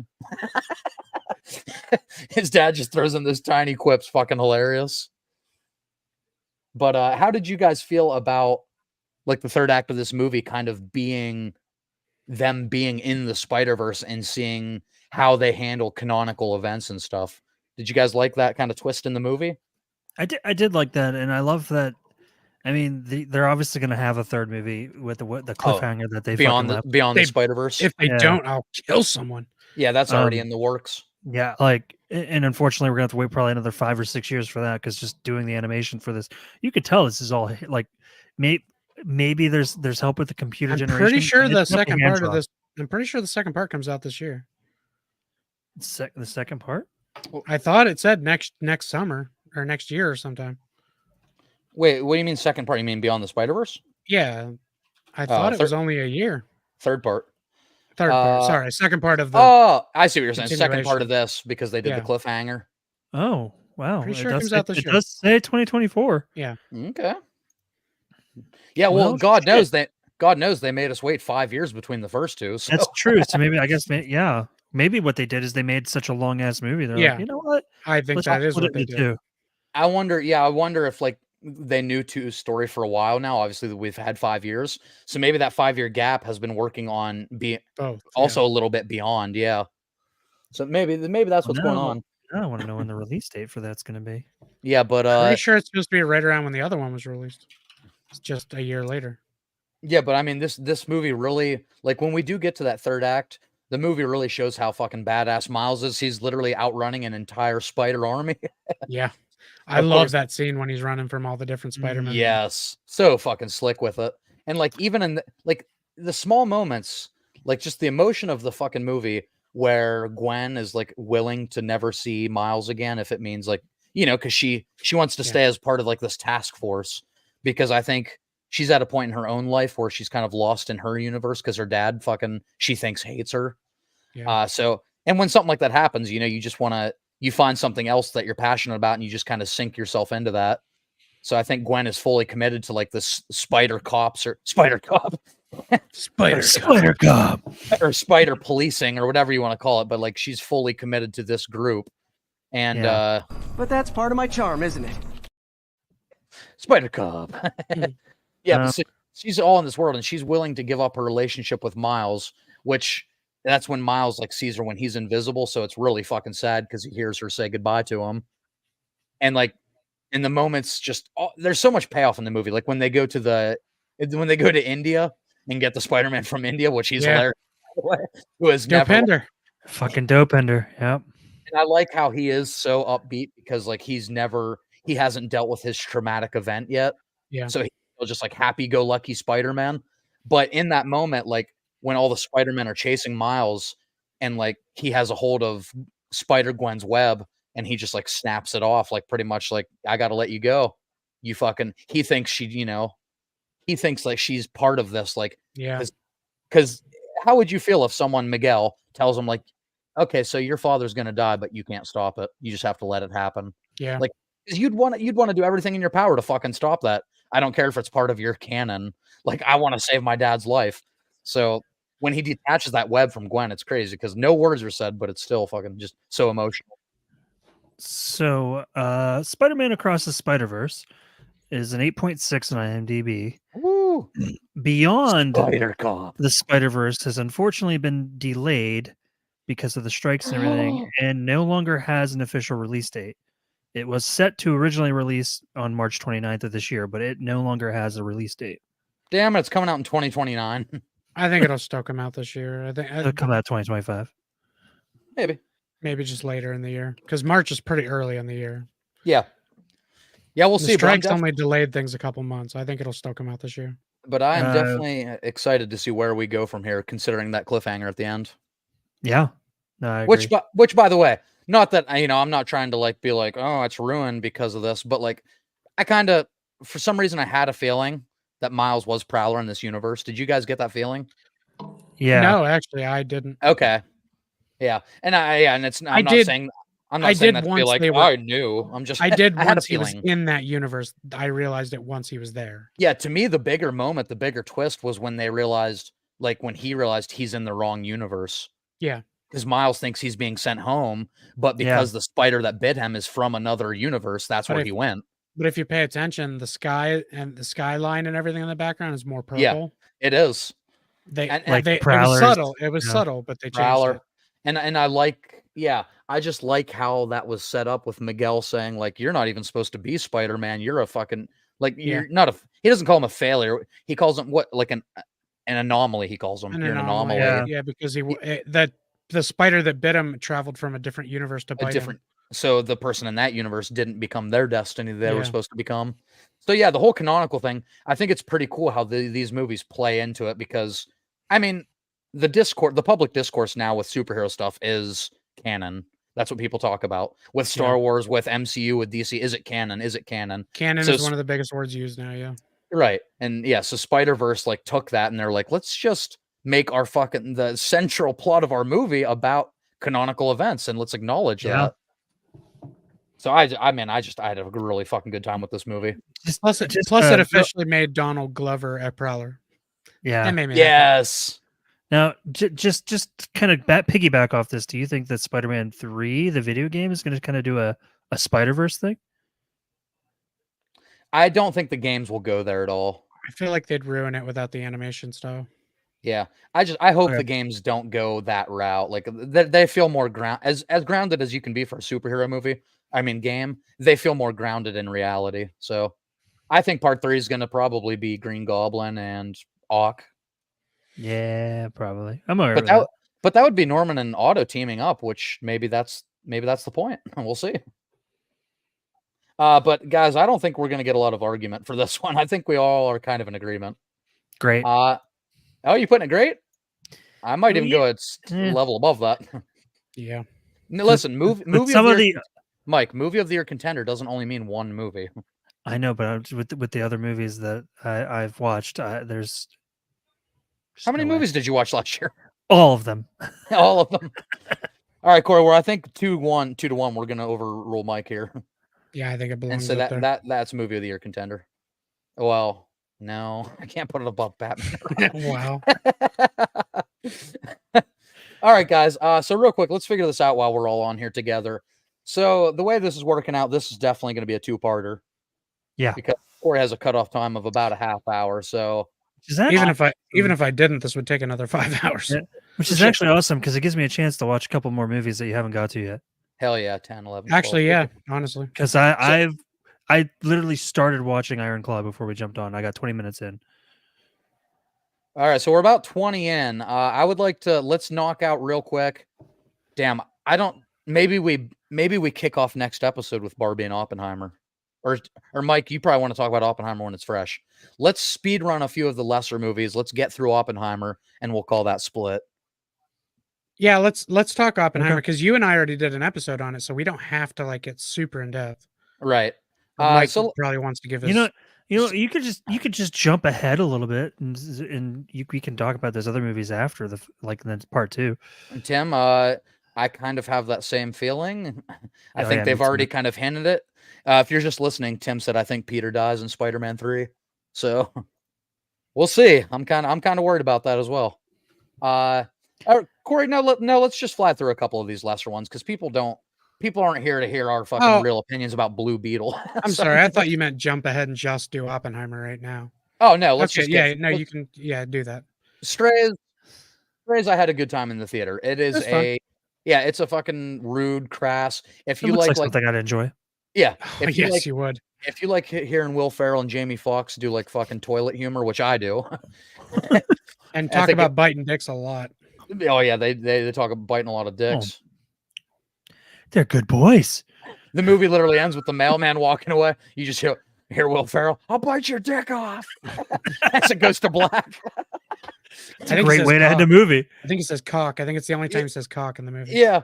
What's the guy's name? I forget him every fucking time. Will Forte. Will Forte is great in the movie as the owner. My name's fuck. I have the best owner in the world. Get the fuck away from me, you piece of shit. Will Forte plays the scumbag pretty well. Man, it's actually got a pretty good cast. It does. It's a good movie, man. Yeah, so just imagine like Homeward Bound, but rated R. That's very true. I'm in. Hey, I'm in. And it's from the humans. I love that says that. From the humans who brought you Cocaine Bear and 21 Jump Street. Yeah. One of the best moments of the movie has to be when there's a moment where all the dogs are looking for food because they're on their own and they find these wild mushrooms and they start fucking tripping. And they think so when they're tripping, all this great food appears in front of them and they're like chowing down. But then it like cuts back to reality and it turns out they murdered like a bunch of like small rabbits and shit. And there's just blood everywhere. There's blood everywhere. Adrian, you gave me a really great idea for a double feature episode. What is it? Homeward Bound. Strays and Homeward Bound. Strays is like the dark cousin. Yeah. Or dark sibling. Please watch Homeward Bound first. You won't even enjoy it if you watch Strays first. I totally never cried during that movie ever. So do Which Homeward Bound though? Do we watch 1 or 2? Oh, you want to watch Lost in San Francisco? I mean, I like both of them. The second one was a little too like, let's get a bunch of dogs that talk. Well, I mean, that's true. Yeah, but talking dogs, guys. This is about the extent of our talking dogs coverage. Yeah. But Strays is fine. You going into this movie, you know the kind of person you are. If you're a Will Ferrell fan, if you like R-rated humor, that's just gonna make you laugh because it's fucking. It's funny. It's funny in a dumb way. Yes. It is. Yeah, it's Homeward Bound's older fucking brother who swears all the time. Mike, knowing you, I think you'll rewatch that one a couple times. I think you'll think it's funny. I wanted to watch it when I first saw the trailer for it. So Corey, where would you put this? I think it's good, but I don't think it's- it's better than any of those other ones there. Right. Or maybe the top of that, yeah. Wherever you put it, I would agree. Let's put it here for now, and then we'll see how You're it gonna looks. have to watch it again when we do our double feature. Yep. Oh god, this next one we'll be real quick with. Oh, by the way, Strays had a 6.3 on IMDb. 6.3. Pretty All right, good next for what one. it is, honestly. It is. Next one, guys, The Flash. Oh, We that's did- not the right Flash. We did a full episode of it. Terrible CGI. I absolutely hate young Flash. Imagine taking the most annoying characteristics of Ezra Miller, but amping that up times 10. And because the movie designed it that way. Yeah, like I said, terrible CGI. I didn't love the Michael Keaton cameo. I know some people liked it more than I did. I It's love just- that part of the movie. There's not much more to be said about this movie than we've already said, but As a huge Flash fan, as you can see, my plenty of memorabilia of the Flash yeah, here. dude's a Flash fan. This movie sucked. Yeah. Tim said Homeward Bound 1 is better. It's way better, Tim. when I watched it, I liked it. I did. There was parts I liked, but like you said, we have a whole episode about this movie. If you really want to know all of our opinions, go back and listen to it. But basically, at the end of the day, this is a run of the mill movie for me. I could take it or leave it. They fucked up a lot of shit that they could have done so much better. Mhm. And the only reason I probably even enjoyed it remotely is because it is the Flash. Just because you love the character so much. Yeah. I thought a lot of the jokes were funny in it, but The comedy in it actually does work for most of the movie. Yeah, I'll say in the movie's defense, I don't think it's the absolute fucking stinker people make it out to be. I think it's a No, serviceable I superhero enjoyed it. movie.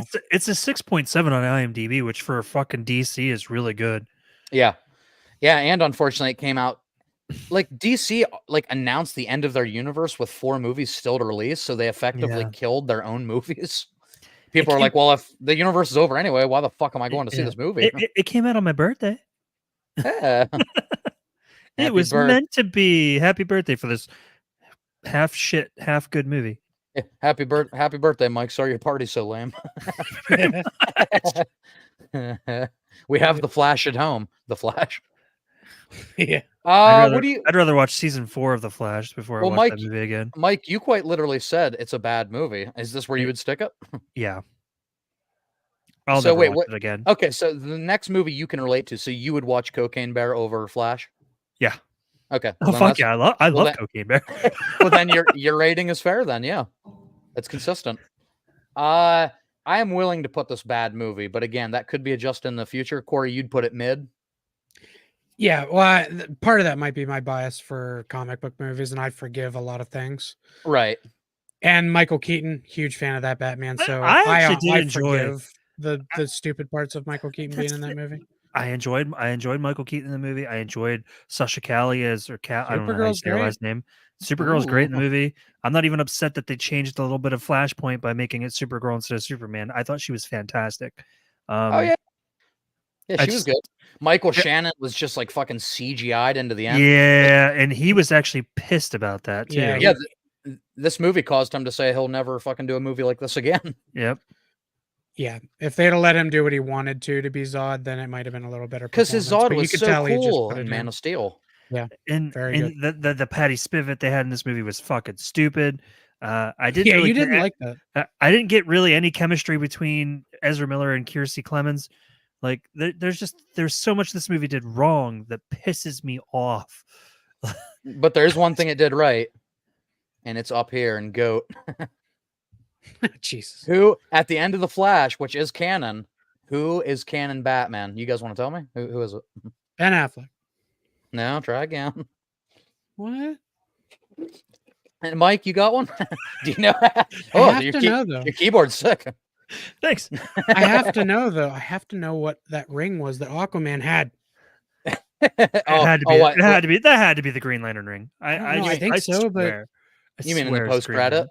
Yeah, Yeah. the post credit scene that Yeah. doesn't fucking matter. It doesn't matter. Yep. Okay, let me get one out of the way right now because people aren't going to give a shit about this movie. So I watched this just because I heard Sean Chandler, a YouTuber I love, shitting on it. So I wanted to see how bad it was. The Outlaws, another Netflix movie, just Oh. like You People.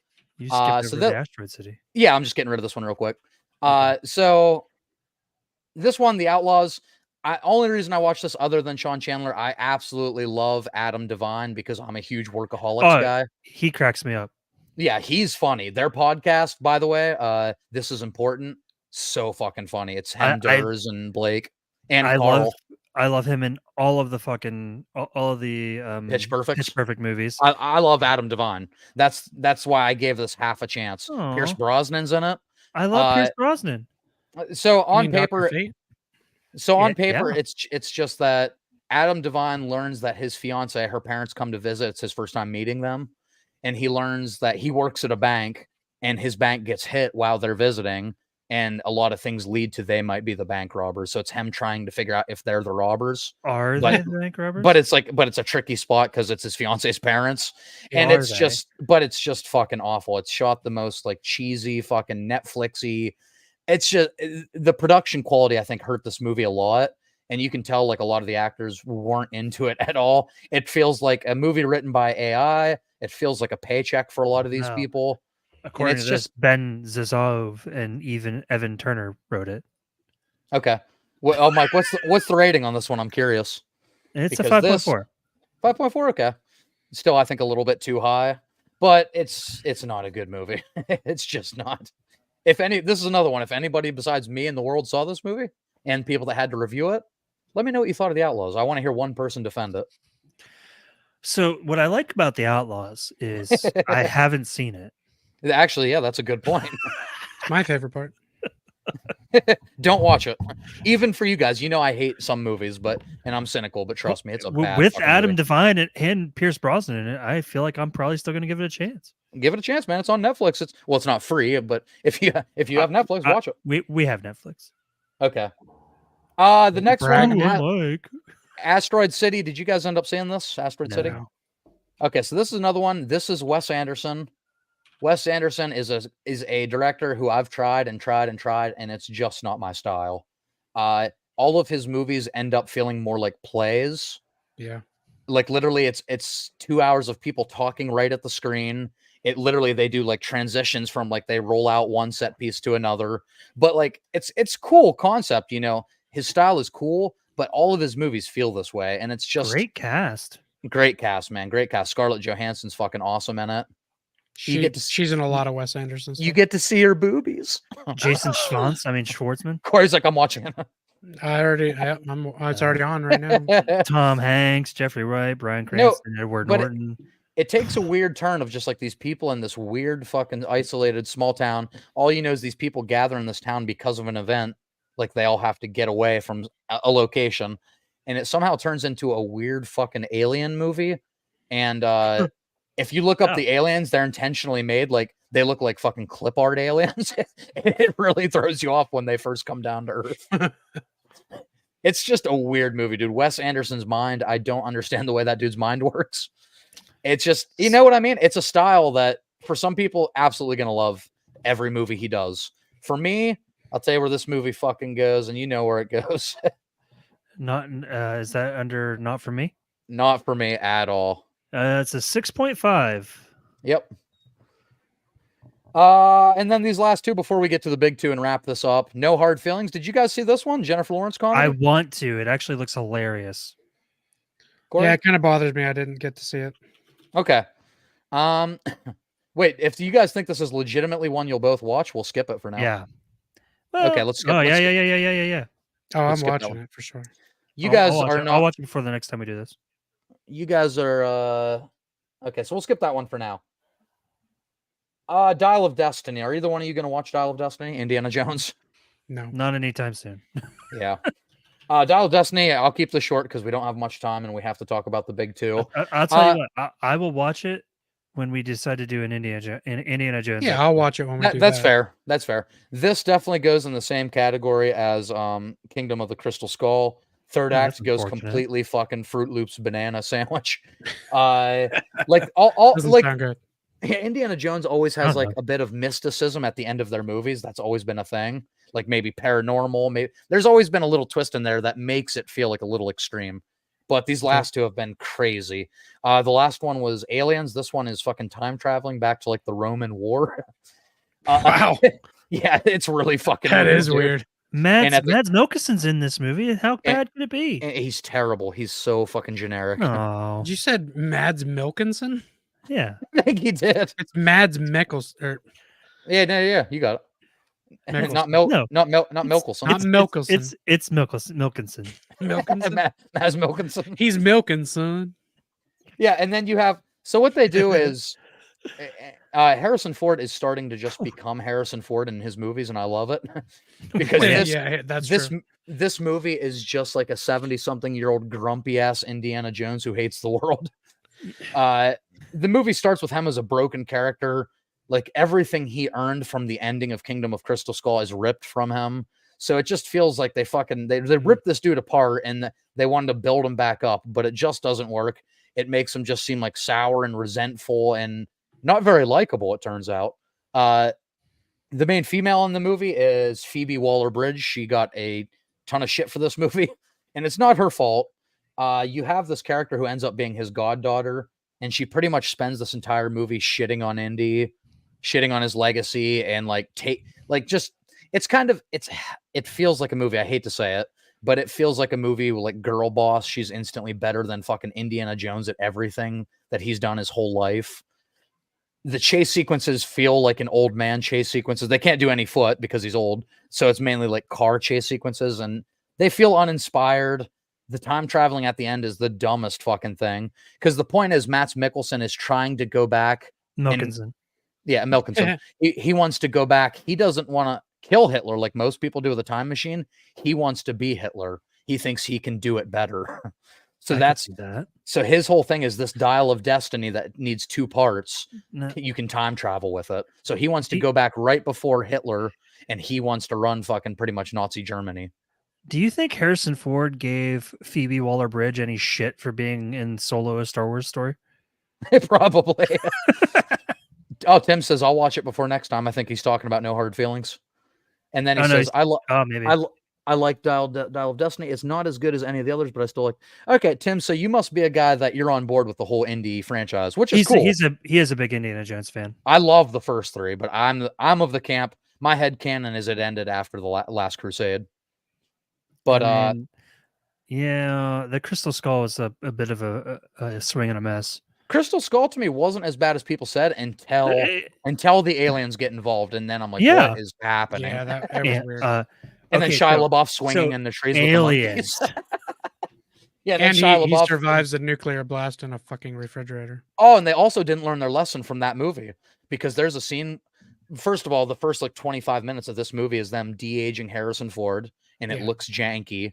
So it's a young Indy, and they do the same mistake where he's invincible. He has plot armor because there's a scene where they're trying to hang him, and a bomb goes off underneath them in the room, and they all fucking explode and go flying. And he's on a rope with no control of his hands, and somehow the explosion frees him, and he doesn't have a scrape on him. Now, wow, Disney has done a good job at because Disney has Indiana Jones now, right? Yeah, unfortunately. Disney did a good job at de-aging Samuel L. Jackson for Captain Marvel. For sure. There are moments where he actually looks really good as young Indy, but with certain movements, it's like, and the voice doesn't match. Like they used 80-year-old Harrison Ford's voice for young Indy, and you hear all the years of resentment in his voice. But yeah, it's just it is to me the worst Indiana Jones movie, and I am not in love with all 5 of them. But Mike, this is me seeing Disney ruin Star Wars and Indiana Jones. That's me trying to mask my pain. Are you trying to give people an insight of what our next episode is going to be? And then here's one. That's always a great hint. That was not a hint. Okay, here's Tim's order. Raiders, like it. Last Crusade, I would accept arguments for being the best. Then Temple, then Crystal, then Dial. I agree, Dial. I agree, Crystal. Temple might be my favorite Indiana Jones, and it's not a popular opinion. So, people are more forgiving than you are on IMDb. Dial of Destiny got a 6.6. Okay. Yeah. My Temple favorite of Doom. my favorite Okay. indie movie is the Lego game. Yeah, Temple of Doom actually. That movie started when George Lucas and Steven Spielberg were both going through big divorces, so that's why that movie feels so like hateful. and I love Temple of Doom. Okay, so yeah, so I guess Dial of Destiny. Shit, I'm the only one that gets to judge this. Fuck, I'm sorry, Tim. I love you, buddy. This movie was a fucking slog to sit through in the theater. It really was. It's Wait, definitely over the Netflix movies. are you saying it's better? Are you saying The Flash is better than Dial of Destiny? I think I'd rather watch The Flash first again. Wow. No. Oh God. All right, Well, this has been my that hardest. no, that could be because I've never seen the Dial of Destiny. You But could be for me, right. yeah, Just for me, remember, this- Adrian, there are funny jokes in the Flash, so it's a little. Yeah. It might be a little above it. Yeah, I had a harder time sitting through Dial of Destiny. With Dial of See, Destiny, that's I was in something the to go theater like, by. I can't wait for this to fucking be over. And some people, not us, would put The Flash above where we have it. So All right, guys, And- and to end this real quick, Corey and I have given extensive thoughts on this. I've given exhaustive thoughts on this if you're a fan of my channel, because I have videos, we have podcast episodes. So I'm more than anything curious about Mike's. Hey, hey, lady, you call him Dr. Jones? We Well, in so big- wait, Okie dokie, Dude, Dr. Jones. your next ones are Barbie and Oppenheimer. Hey, do you want K. to split Kwan, that? baby. Hell yeah. Wait, Mike, restart your thought. So I said your thought or your next big ones, like the very next ones are Barbie and Oppenheimer, right? those are how we're gonna end. You want to do both of them? Real quick. Well, I mean, Okay. yeah, that is hard because we're on a very time crunch here, and those are two big movies. Yeah. Mike, this is mainly And you, though. This is mainly your platform. Our names in here are literally from these two movies. Yeah. That's true. Okay, so let's start with Barbie real just- quick. Mike, Okay. you watched this one with Amber? Yes. She super ended up going to curious sleep, what but- you guys. Oh, did she? Damn it. Well, she had to work in the morning. I didn't. Okay, then let's just go with you. Super curious to hear what you thought of Barbie after all the hype, after all the box office numbers, after the other alt-right people fucking hating this movie. What are your thoughts on Barbie? So watching this film, Mhm. immediately I understood why the alt right was so pissed off. Uh-huh. Oh yeah. But you know what? There's a different message in there that I got from it that I feel like the alt right probably should have looked at themselves. Yep. Is that this movie isn't just about feminism and women being like the best thing ever. Like this movie is also about women taking men for granted in this day and age. Like it's all about like it's about equality. All right, preach, So, Mike. Fuck you, alt right. Anyway. Wait, what does alt-right do? Oh, not on my computer. It's like, all right, you have ended the live stream. I think 6.9 out of 10 is a little low on on IMDb. This movie I'll bet you Ken made that score 6.9 out of 10. I thought Sublime. I thought the movie was amazing. I laughed the majority through the movie. I love Kate McKinnon, and I love that she was weird Oh, Barbie. Yes. Weird Barbie. She's constantly doing the splits and shit. Yeah, Bro, I love how she's holding up the map and she's like, if you don't do it, you could end up like this. Margot Robbie's like, and she's like, no, it's okay. I kind of walked you into that one. she apologizes. Yeah, she's like, I'm so sorry. And she's like, no, I kind of walked you into that one. I thought Kate McKinnon, that dude, she's a gem. the fucking the Ken song, I'm Just Ken, it was Yes. fantastic. I'm just Ken. Mike, finally you Anywhere understand the else, Ken I'd hype. be a Yeah. 10. That's a Ro- great fucking song. Like a It is. great fucking song. It is. And that is a song about fucking, like Mike, like you said, like men. Like when you break it down, obviously it's very funny with the chorus. Yeah. But like if you actually listen to the song, it is about like the fucking men being fucking denigrated and wanting to be on equal, footing. Yeah. Minus his patriarchy. Yeah, and Mike, actually, speaking of which, Mike, I want to know if one of your favorite lines was my favorite line in the entire movie. When Barbie finally breaks all of them down and retakes control, she goes up to talk to Ken in his room, and he's like, after I figured out patriarchy didn't have anything to do with horses, I kind of lost interest. Yeah, every time I hear that. Well, I mean, Hello, I would I like I I loved would like his a high-paying excitement. job, please. yeah, that whole thing But I'm a when he's man. in the real world, that whole thing in the real world cracks me up. That part when the lady asks him what time it is, and he's like, "Did you just ask me what time it was? Like, Are you I talking to me? matter." And then when he starts talking to that lady about patriarchy, she's like, she has her daughter. She's like, "Come on, honey, let's go this way." I wasn't expecting to see John Cena randomly pop up as one of the fucking weird ass Yeah. Oh yeah, mermaids. Hi. Mermaid Ken. And And I love when Margot Robbie's talking to the construction workers. And just so you know, neither one of us have genitalia. I have all the genitalia.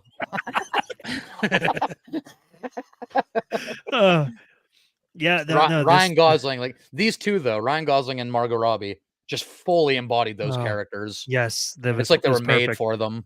I love. He's like, I can't even beach in this world.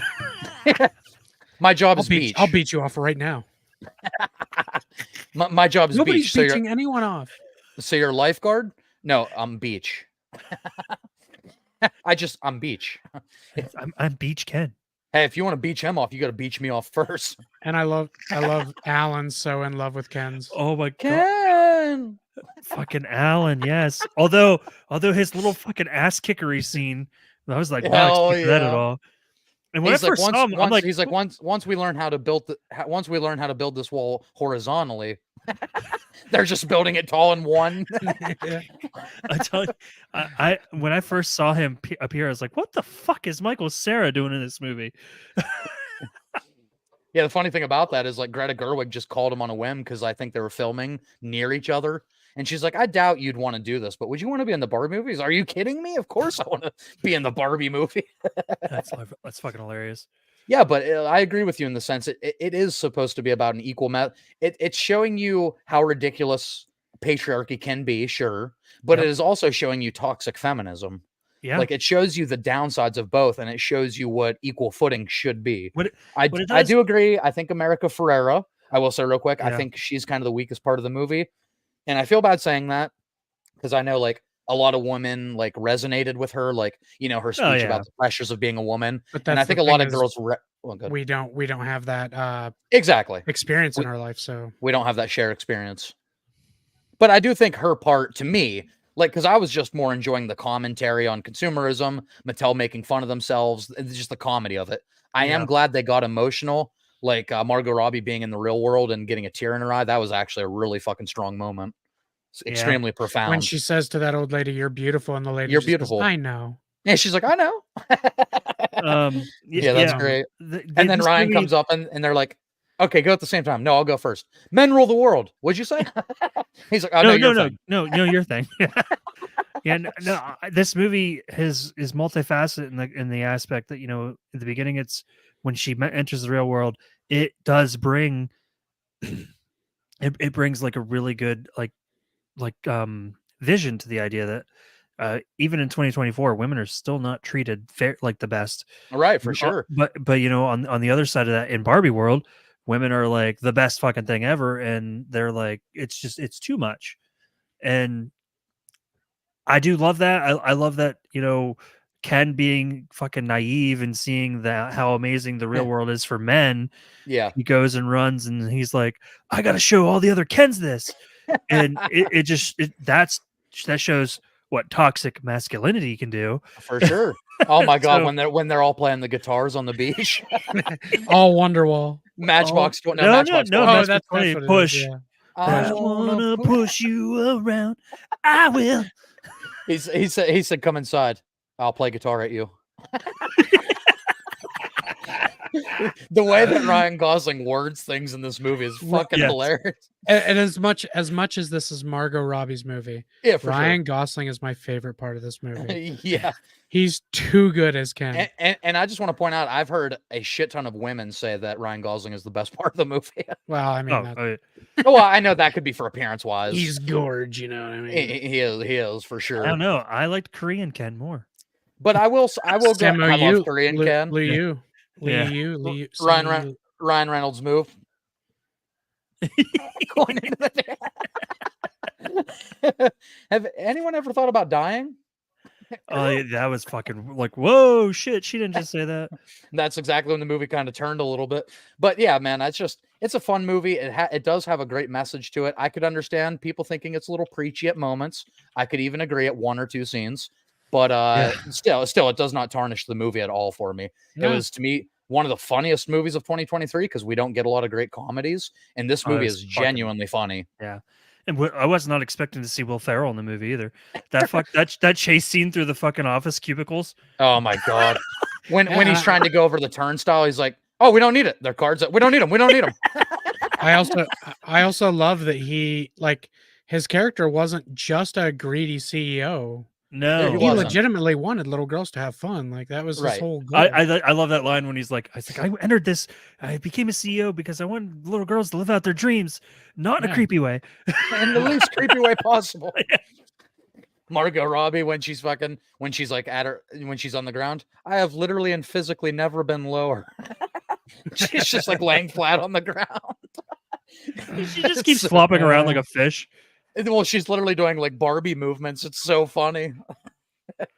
Just it's Greta hilarious. Greta Gerwig, dude. I don't know if you saw Lady Bird as well from a few years ago, but I really like No. Greta Gerwig. That movie was And this movie phenomenal. deserved its fucking success. And I'm gonna go out and say at least half the people that bitch about this movie probably never watched a minute of it in their lives. I guarantee not. There I is shit to bitch guarantee about, but you know there's those people out there this movie Yeah. was definitely review bombed. I guarantee it. for Oh sure. yeah, 6.9 is not accurate to what That's this way movie too No, is. low. it's not. I mean, Let's this movie's hear an this. 8, if you ask me. Let's hear this one, and then I have to go, and you guys can finish Oppenheimer.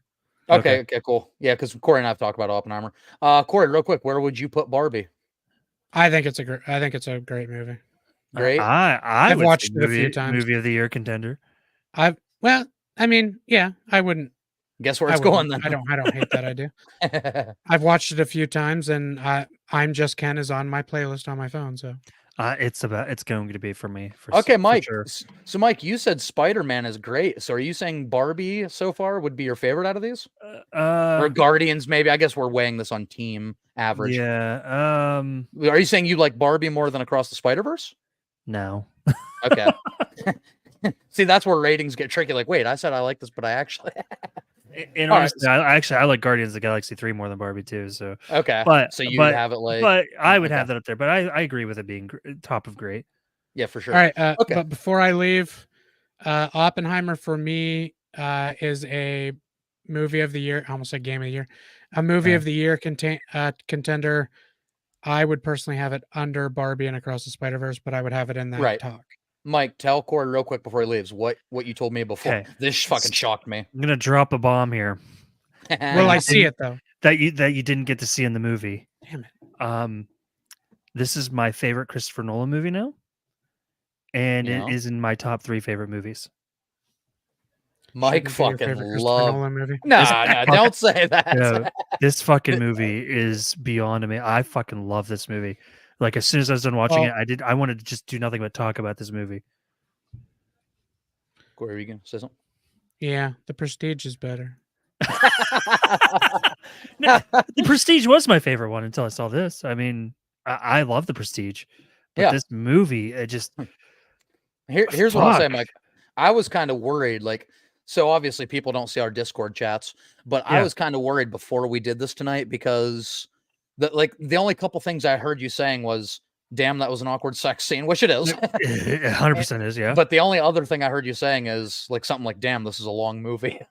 I So I'm like, said- does well, that mean so like he can't wait for it to be over, or the only comments I made about this movie in our Discord, which I did this on purpose because I didn't want to give away how I was feeling about it. I mentioned the awkward sex scene with was it Florence Pugh? yes, She's she's naked like every part. Her like half this Yeah. movie for her is just being naked. Like even the second time around, like you don't see the sex, which is fantastic. Because I didn't want to sit through another awkward sex scene. Oh, But so like when it's they're just it's hanging around the hotel it's room, an awkward conversation because they're both just naked.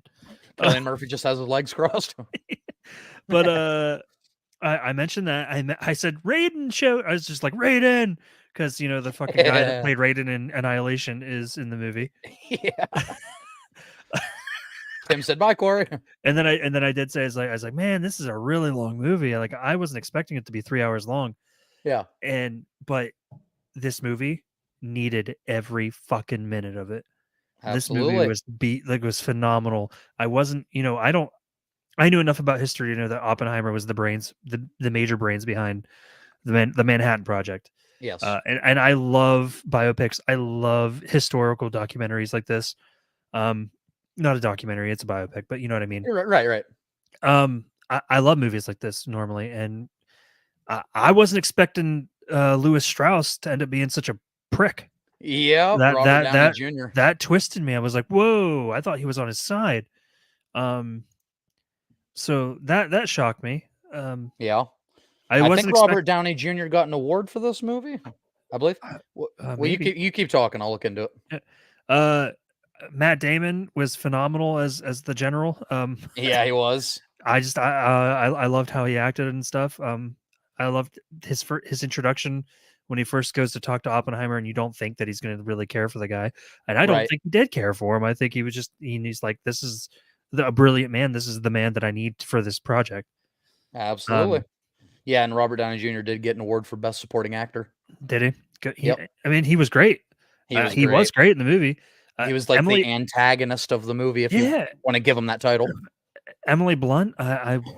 She was great as his wife. I thought he normally, in these kind of movies, they don't get a lot of like credit for that, but she Right. was phenomenal in this movie. And that moment when he talks about his affair, having slept with Florence Pugh's character one more time, Mm-hmm.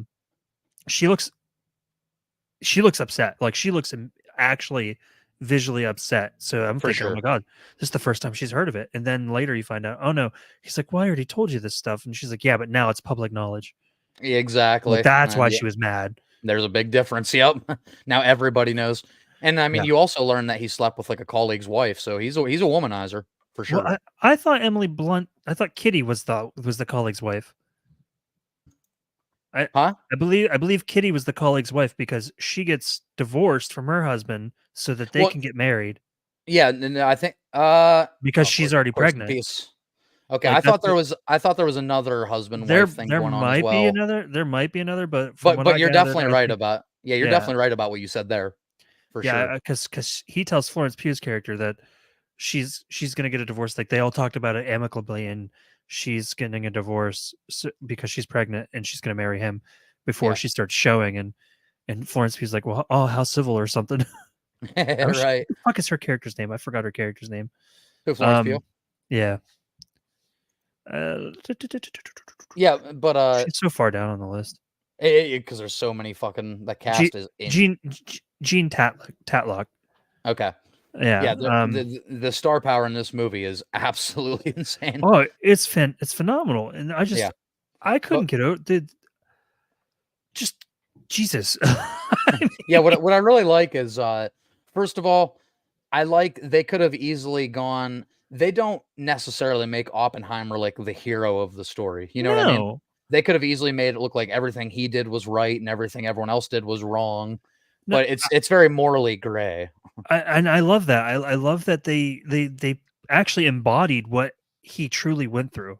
Yeah, Because and Corey loves Florence Pugh boobies. well, I mean, okay. I'm not going to argue that. Those will probably go up in movie of the year contender. But yeah, like I love that his morality was a little skewed, and the fact Absolutely. that like he immediately had remorse as he's Literally talking as about they're how carrying. successful, Yeah. and I love like just all of it. Like he did, and he even says it when they're like interviewing him or whatever the hell that fucking panel was. Yeah. He To see if he says can keep his security clearances. yeah, and he says to them that he did tell the guy, he gave him the science community's core issues with the project or whatever. Yeah. Like he said, these are the worries, and but of course, in the end, he supported his country. Yeah, for sure. Like, and Yeah, that's all he it's wanted to do at first. yeah, and it's a tricky fucking place they put him in. Because like if you don't agree to do it, it's like you're a traitor of the country. And like Yeah. God knows he had enough of that going on with like his communist ties because of his brother. Yeah, And like that was a whole side plot. Like, are you part of the Communist Party? I know they kept bringing that up. They're And right. I loved when Kitty's like fucking just basically When she she's throws the pushing- hammer down. but she's just putting their fucking faces in the shit when she's like, that was what, 16 years ago? And then the guy keeps trying to talk. He's like, oh no, I'm sorry, 16. And then they try to talk again. She's like, I'm sorry, 17. And like she just kept interrupting him. Like, Yep. this is how absurd. You're fucking trying to dig up information that's almost 20 years old. All right. Yeah, because she had been quiet pretty much that whole process. And then when she goes up, she just fucking absolutely floors everybody in the room. She's like, "Fuck you," Right. and I love that. That's pretty much. I'm pretty sure that's Einstein tells Oppenheimer that he should say to them is pretty much "fuck off." Absolutely. Yeah, is Einstein the one that explains to him the whole process? Like first they'll hate you, and then eventually they'll forgive you, and they'll love you. Because that's what happened to him, and That's at what the end happened he to him. says, and he says, but when they're forgiving you, just remember it's not for you. Exactly. Yeah. It's for their own conscience. Yep. Because that's But, what happened. That's what happened with when Oppenheimer did it to Einstein. Yep. And then now I can't remember what's the guy's name. Who? The guy that ended up the guy that was in charge or that invented the hydrogen bomb. That was Heisenberg. Yeah. Oh, really? That's who Heisenberg's named after. No. That's the guy for Germany. No, I'm talking about the guy, the Oh. American guy that designed the hydrogen bomb. Oh, okay. Yeah. The guy that's in yeah. all the Christopher Nolan movies. It was his buddy. Yeah. It was one of his buddies originally, but then he turned his back on him. Yep. I can't remember his name right now. Okay. But yeah, that guy, he's the one that becomes the one, doing the opposite, where he's like forgiving Oppenheimer for what was done or whatever in the past. Yeah, absolutely. Yeah, because he ends up shaking his hand, right? Yeah. And Yeah, then like when he goes to shake Kitty's hand, she pretty Oh, much I love that. gives him a cold shoulder of a fuck you. Hell yeah. She gives him like the most evil fucking stare. Like, Oh, yeah. why would you even try to shake my hand? She's so phenomenal in this movie. Like everything in this movie. What's up, Steve? Yeah, you're right, Steve. When we do a live stream, we go 5 hours. We're only at 3. Everything in this movie is just phenomenal. I will watch this movie again, probably more than once. All right. I don't know. I'm glad it's just so fucking good. If this movie ever re-releases, you absolutely need to go see it in IMAX or something. Yeah, I would love to. I'm kind of sad I didn't get to now. That's right, rookie numbers. Steve, we talked about Matthew McConaughey earlier. You missed it. Speaking of rookie numbers. Yeah, but I like how Oppenheimer isn't portrayed as the hero or the villain. I like that he got so tunnel vision because, like, yeah, he didn't really think of the impact it would have on the world until after he built it. Like, literally, I love that line. When you see the bomb being taken away by the military, he immediately knew, like, oh, this is bad. I might have just started something. Yeah, well, that's what, like, one of the things I love is that hold on. Steve says, get that bomb head, call it Sloppenheimer. Of course, it's Steve. Fucking Steve. Steve, Corey was here, Steve, but he had to leave. What I do love, one of the first things I love is when he's defending on why he's making it and saying that, once this is used, the rest of the world they're never gonna want to they're not gonna want to have a war anymore. Right. So, like, I understood and I loved, like, what he said there. And then, of course, his friend who ends up inventing the hydrogen bombs, like, until they build a bigger bomb. But there's always, yep, that's it. And then I love what you said, what his line at the end of the movie that he says to Einstein is that, you remember when I brought you those, remember when I brought you the mathematics where, it said that, it could possibly cause a really awful chain reaction. And he's like, yeah, I remember that. What about it? He's like, I think we did. I think we just did. Yeah. So, I think he's like, I think I'm responsible for creating the thing that could end the world. Yeah. And that is fucking crazy. He's absolutely right, because without the atomic bomb, the hydrogen bomb wouldn't be able to exist. Right. And that's what that guy said when he talked about a hydrogen bomb. Like, they were like, well, how would you do it? He's like, well, I would need an atomic bomb. And they're like, Steve says, I joined mad late. I'm assuming this is movie of the year for you all. If so, I agree. God damn, I loved it. For Mike, me, yes. Mike, just say what you just said, because Steve wasn't here when we started this. Steve, Mike has an even hotter opinion than I do on this movie. This movie, because we did a Christopher Nolan episode a couple of months ago. Yeah, a while ago. And The Prestige was my favorite Christopher Nolan movie. Not only did this movie become my favorite Christopher Nolan movie, it is in my top 3 favorite movies of all time. Which like, is I just wild. I love this movie. He said, "Oh boy." Yeah, I know Steve loves this too. I think it's I haven't been this excited to talk about a movie in a long time. Yeah. As far as like a new movie goes. Damn, son. He said. Like it just, I was blown away by how much I loved it. I Yeah, I couldn't take my eyes off of it and from the moment it started. it is crazy that all this fucking pettiness in the movie started from just a simple misunderstanding of Strauss thinking like Oppenheimer and Einstein are just like making fun of him. Yeah, That's where yeah. all of his fucking pettiness started from. And meanwhile, it was because Oppenheimer was talking to Einstein about how he's worried that he just helped start the end of the world. Right. Their minds are on much bigger things at that moment. And that's why Einstein looks the way he does when he walks past him. Like he's Right. literally like he's fucking disturbed. Yeah. Yeah, that would be a fucking scary thing to hear when the world had no knowledge before that of, Yeah. hydrogen bombs, and that would be fucking terrifying. Even Matt Damon, like when they're getting ready to do the Trinity test, fucking Matt Damon said, or See- Cillian Murphy's like, there's a near zero chance he's like, well, theoretically, it could cause a ripple effect destroying the whole planet. He's like, but it's at a near zero. He's a near zero. Yeah, He said, what would you? And he said, I said near zero. What would you like? Zero would be nice. well, and that's kind of upsets me that everybody's like, "Where was the bomb? Where was the bomb?" You got Yeah, to see the test. Yeah, you got to see a bomb. A bomb. I didn't mean to do that either. Atomic bomb. I knew what to expect with Nolan, but it was crazy to me how much it kept me engaged. It did not feel that long of a movie for me either. Great acting by Cillian and Robert Downey Jr. Honestly, everyone killed it. I wanted more. Like 3 hours Yeah. wasn't enough. I'd have to think about my Nolan ranking. That's from Steve. Yeah, that's just what's crazy to me. Like this movie, it did so, and I think it does help that I am such a huge fan of history. Yes. So to see such a perfect adaptation of one of the more, probably as what Matt Damon says, one of the more bigger moments that changed the fucking world in human history. Yeah. In human history, like I think they nailed it. Absolutely. Yeah, and it's like it takes a special director, it takes a special team of people to really make a movie that's 98% dialogue, like gripping. Yeah. Yeah. And it was the whole time. It had you in it. Fuck off. Fuck off. I'm sorry, Corey. I love The Prestige. I will watch The Prestige again, but this is better to me. This is a far better movie, and it's nothing against The Prestige. It's just did Amber watch this one? No. She watched the last 15 minutes with me. Okay. Because, like I said, I had to go get my kids from school.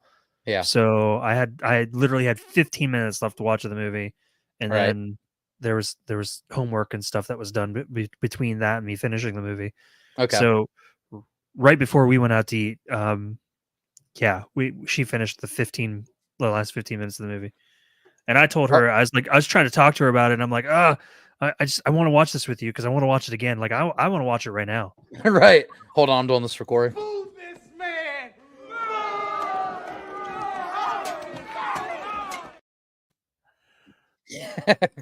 Boo this man. The Steve said, Prestige is great. Magic, whole lot of magic. There's a whole lot of magic in the movie. There's a whole lot of magic. The thing about The Prestige is a lot of the twists in it you don't see coming, but like by the time the movie's like, for me, and we talked about this in our Nolan episode, about the time when the guy, I can't remember his name now, his fake name, his twin, the moment he takes his daughter to the carousel is when I'm like, oh my god, I'm thinking there's something there. That's when I started putting the pieces together. Which is fine. That's not terrible to me because I like to do that. I like to try to figure movies out, especially movies that are so like crazy with a twist. Mm-hmm.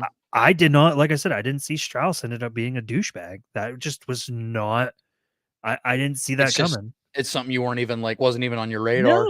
No, it wasn't, because even at the beginning, like when he first shows up, he's like, he's thinking the way he's talking, it makes it sound like he's trying to defend Oppenheimer, and like he went out of his way to hire him for Princeton.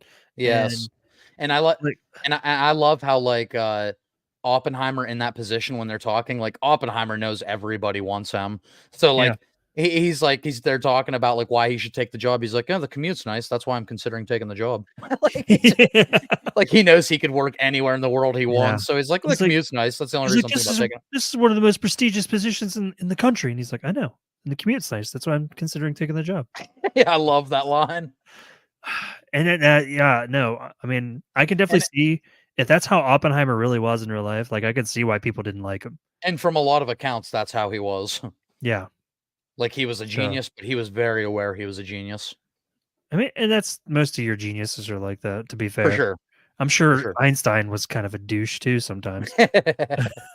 Yeah, now we need the Oppenheimer prequel, the Einstein. Yeah, no, I was all for that. You know, I Whoever thought that was that played Einstein was oh, sorry, did I Uh, steal what you were gonna say? no.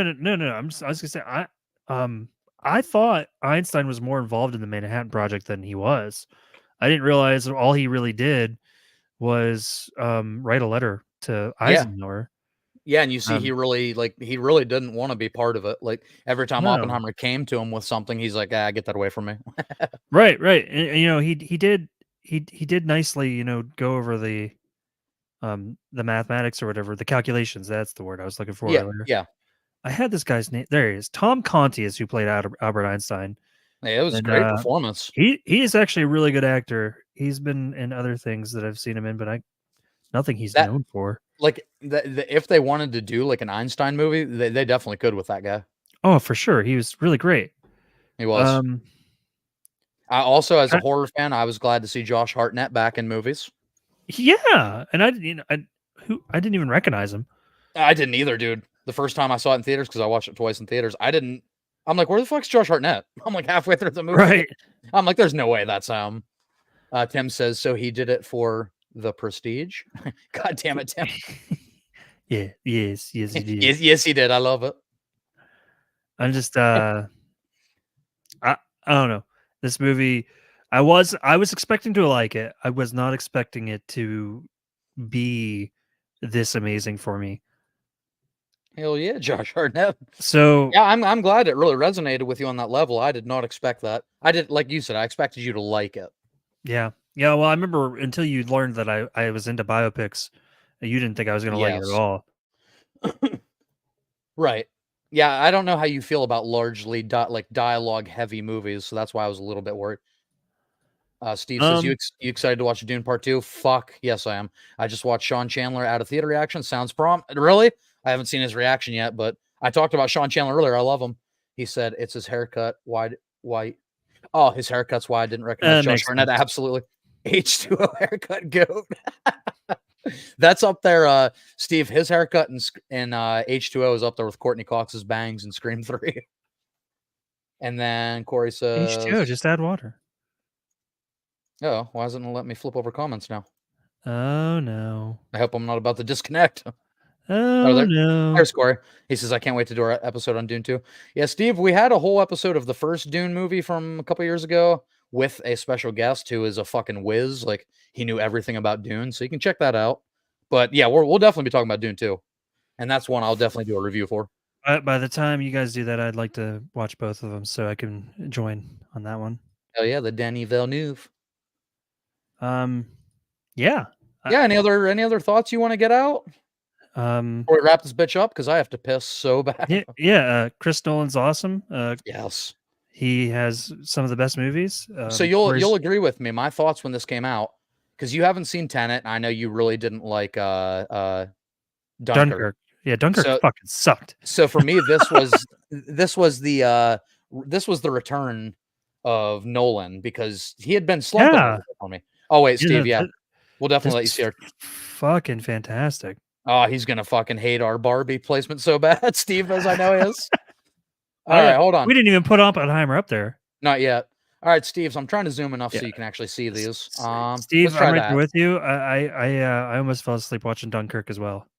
Steve, goat right here. Batman and Robin. That's so Jesus Christ. All right, and we're gonna scroll down a little bit here. I'm gonna zoom out so you can see this whole. First of all, we know where we're putting Oppenheimer, right? Oh, absolute movie of the year contender. Does it go right there? That for me, it does. I would probably agree. Spider-Man, like I cannot undersell how much I like the Spider-Verse movie, because I'm not a huge animation person, but Oppenheimer is just It's a Oh, return to form for and- maybe my favorite director of all time. And real quick, because I've done it with all the movies before, and Oppenheimer was an 8.4 on IMDb. So it got a full 1.5 over Barbie. Yeah.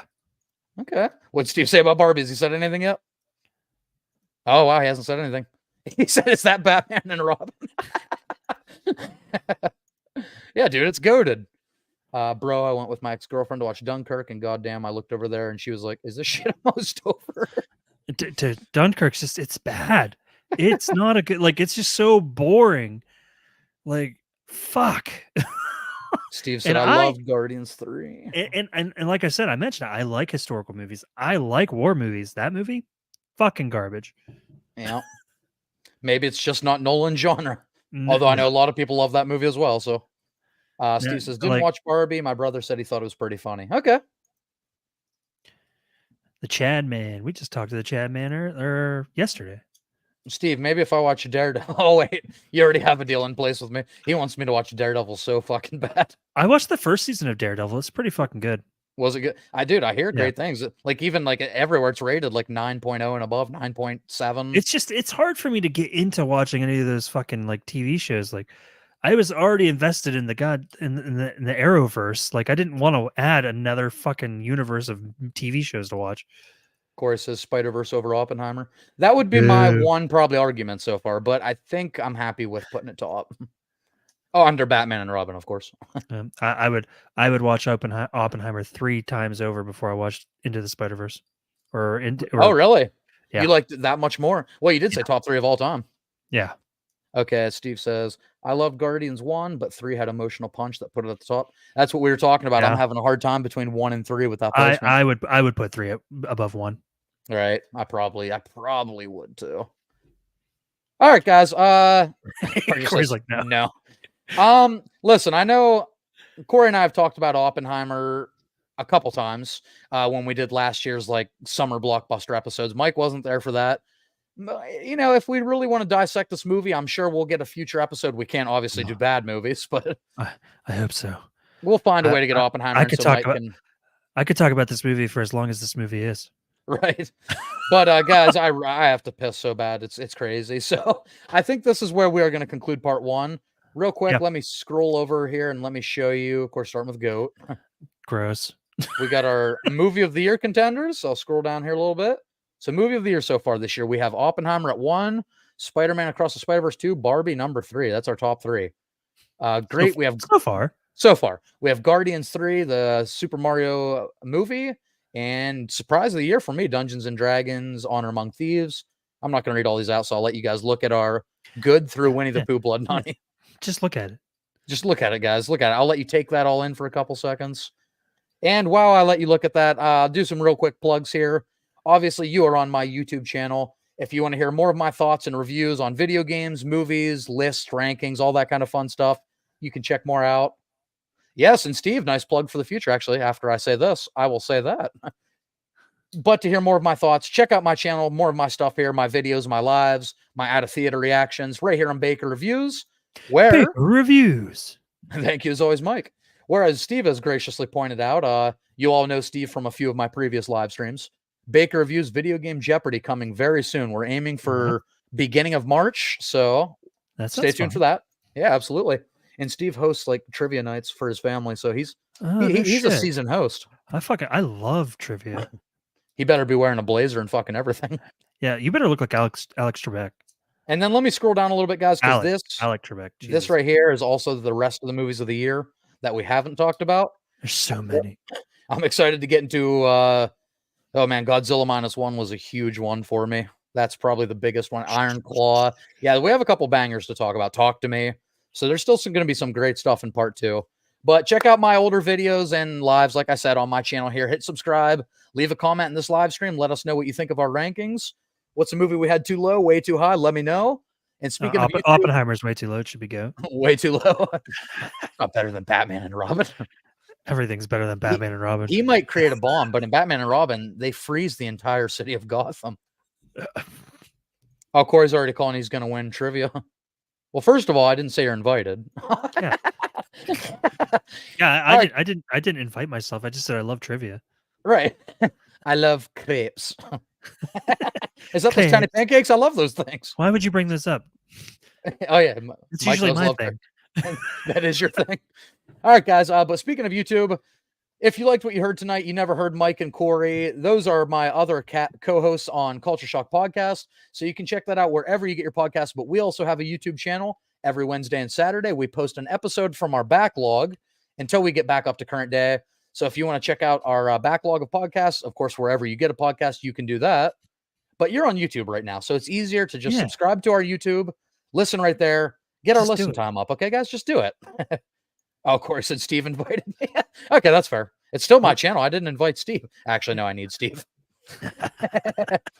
But yeah, guys, check us out on YouTube. Check us out on fucking, they don't even call it iTunes anymore. What do they call it? Apple Music, wherever you Apple get your Music. podcasts. Apple Podcasts. Other than that, I don't have a Patreon, maybe one day, but Culture Shock has a Patreon, patreon.com/Culture Shock Podcast. If you are already a fan of our podcast or you're a new listener and you really like what you hear, get in the ground floor over there for as little as $1 a month. $5 a month tier lets you vote on future Hell yeah. episodes we do, which is really exciting. A lot of times it's bad movies. And also we want to be doing movie commentaries in the near future. So that'll probably be like a $5 tier. We haven't decided. So check out all of our benefits, guys. It's all up on our Patreon. As always, I'm going to read out our patrons over there real quick. I know it's my channel, but still, just I love those guys so much. Cam, Bobby, Squiggums, Amber, Josie, and Timmy Jim, which two of them were here tonight pretty consistently. So thank you guys over there for helping pay the bills for Culture Shock. You guys do a great job. I don't know where you can find me on socials. I don't have socials. I suck at this. Okay, so I don't. You can find me right here on YouTube. I think you find Culture Shocked on Culture Shock 21 on CS Twitter/X. 21. CS Podcast 21, I think, is the TikTok or something. Yeah. We're Culture Shock Podcast on Facebook. Yeah, I'm great at this. Yeah, as you can tell, we do not do this part normally. You could follow me on X. That's my handle at the bottom of my thing. There you go. Magic Mike and CS. Yep. And I'm Baker Reviews handle, but I don't think I have that on X. Baker Reviews. You gotta stop saying that. It comes out now. It just comes out because again, I suck at marketing on any social media except just YouTube. All right, guys, but that's going to do it for our part one. Let me give you one last quick glance of how we ranked what we've talked about up here real quick. Boom, boom, boom, boom. And this will be part two in the future of what we have left to talk about. So this is pretty much the back half of the year, like July on. Yeah. All right, guys. So that is going to do it. Thank you so much for sticking around. For those of you who are here for the majority, fucking love you guys. I guess we'll talk soon. And Tim says, last comment of the night. That's perfect. Tim, you owes $5. He's like Fry from Futurama. Take my money. All right, guys. With that, we'll see you next time.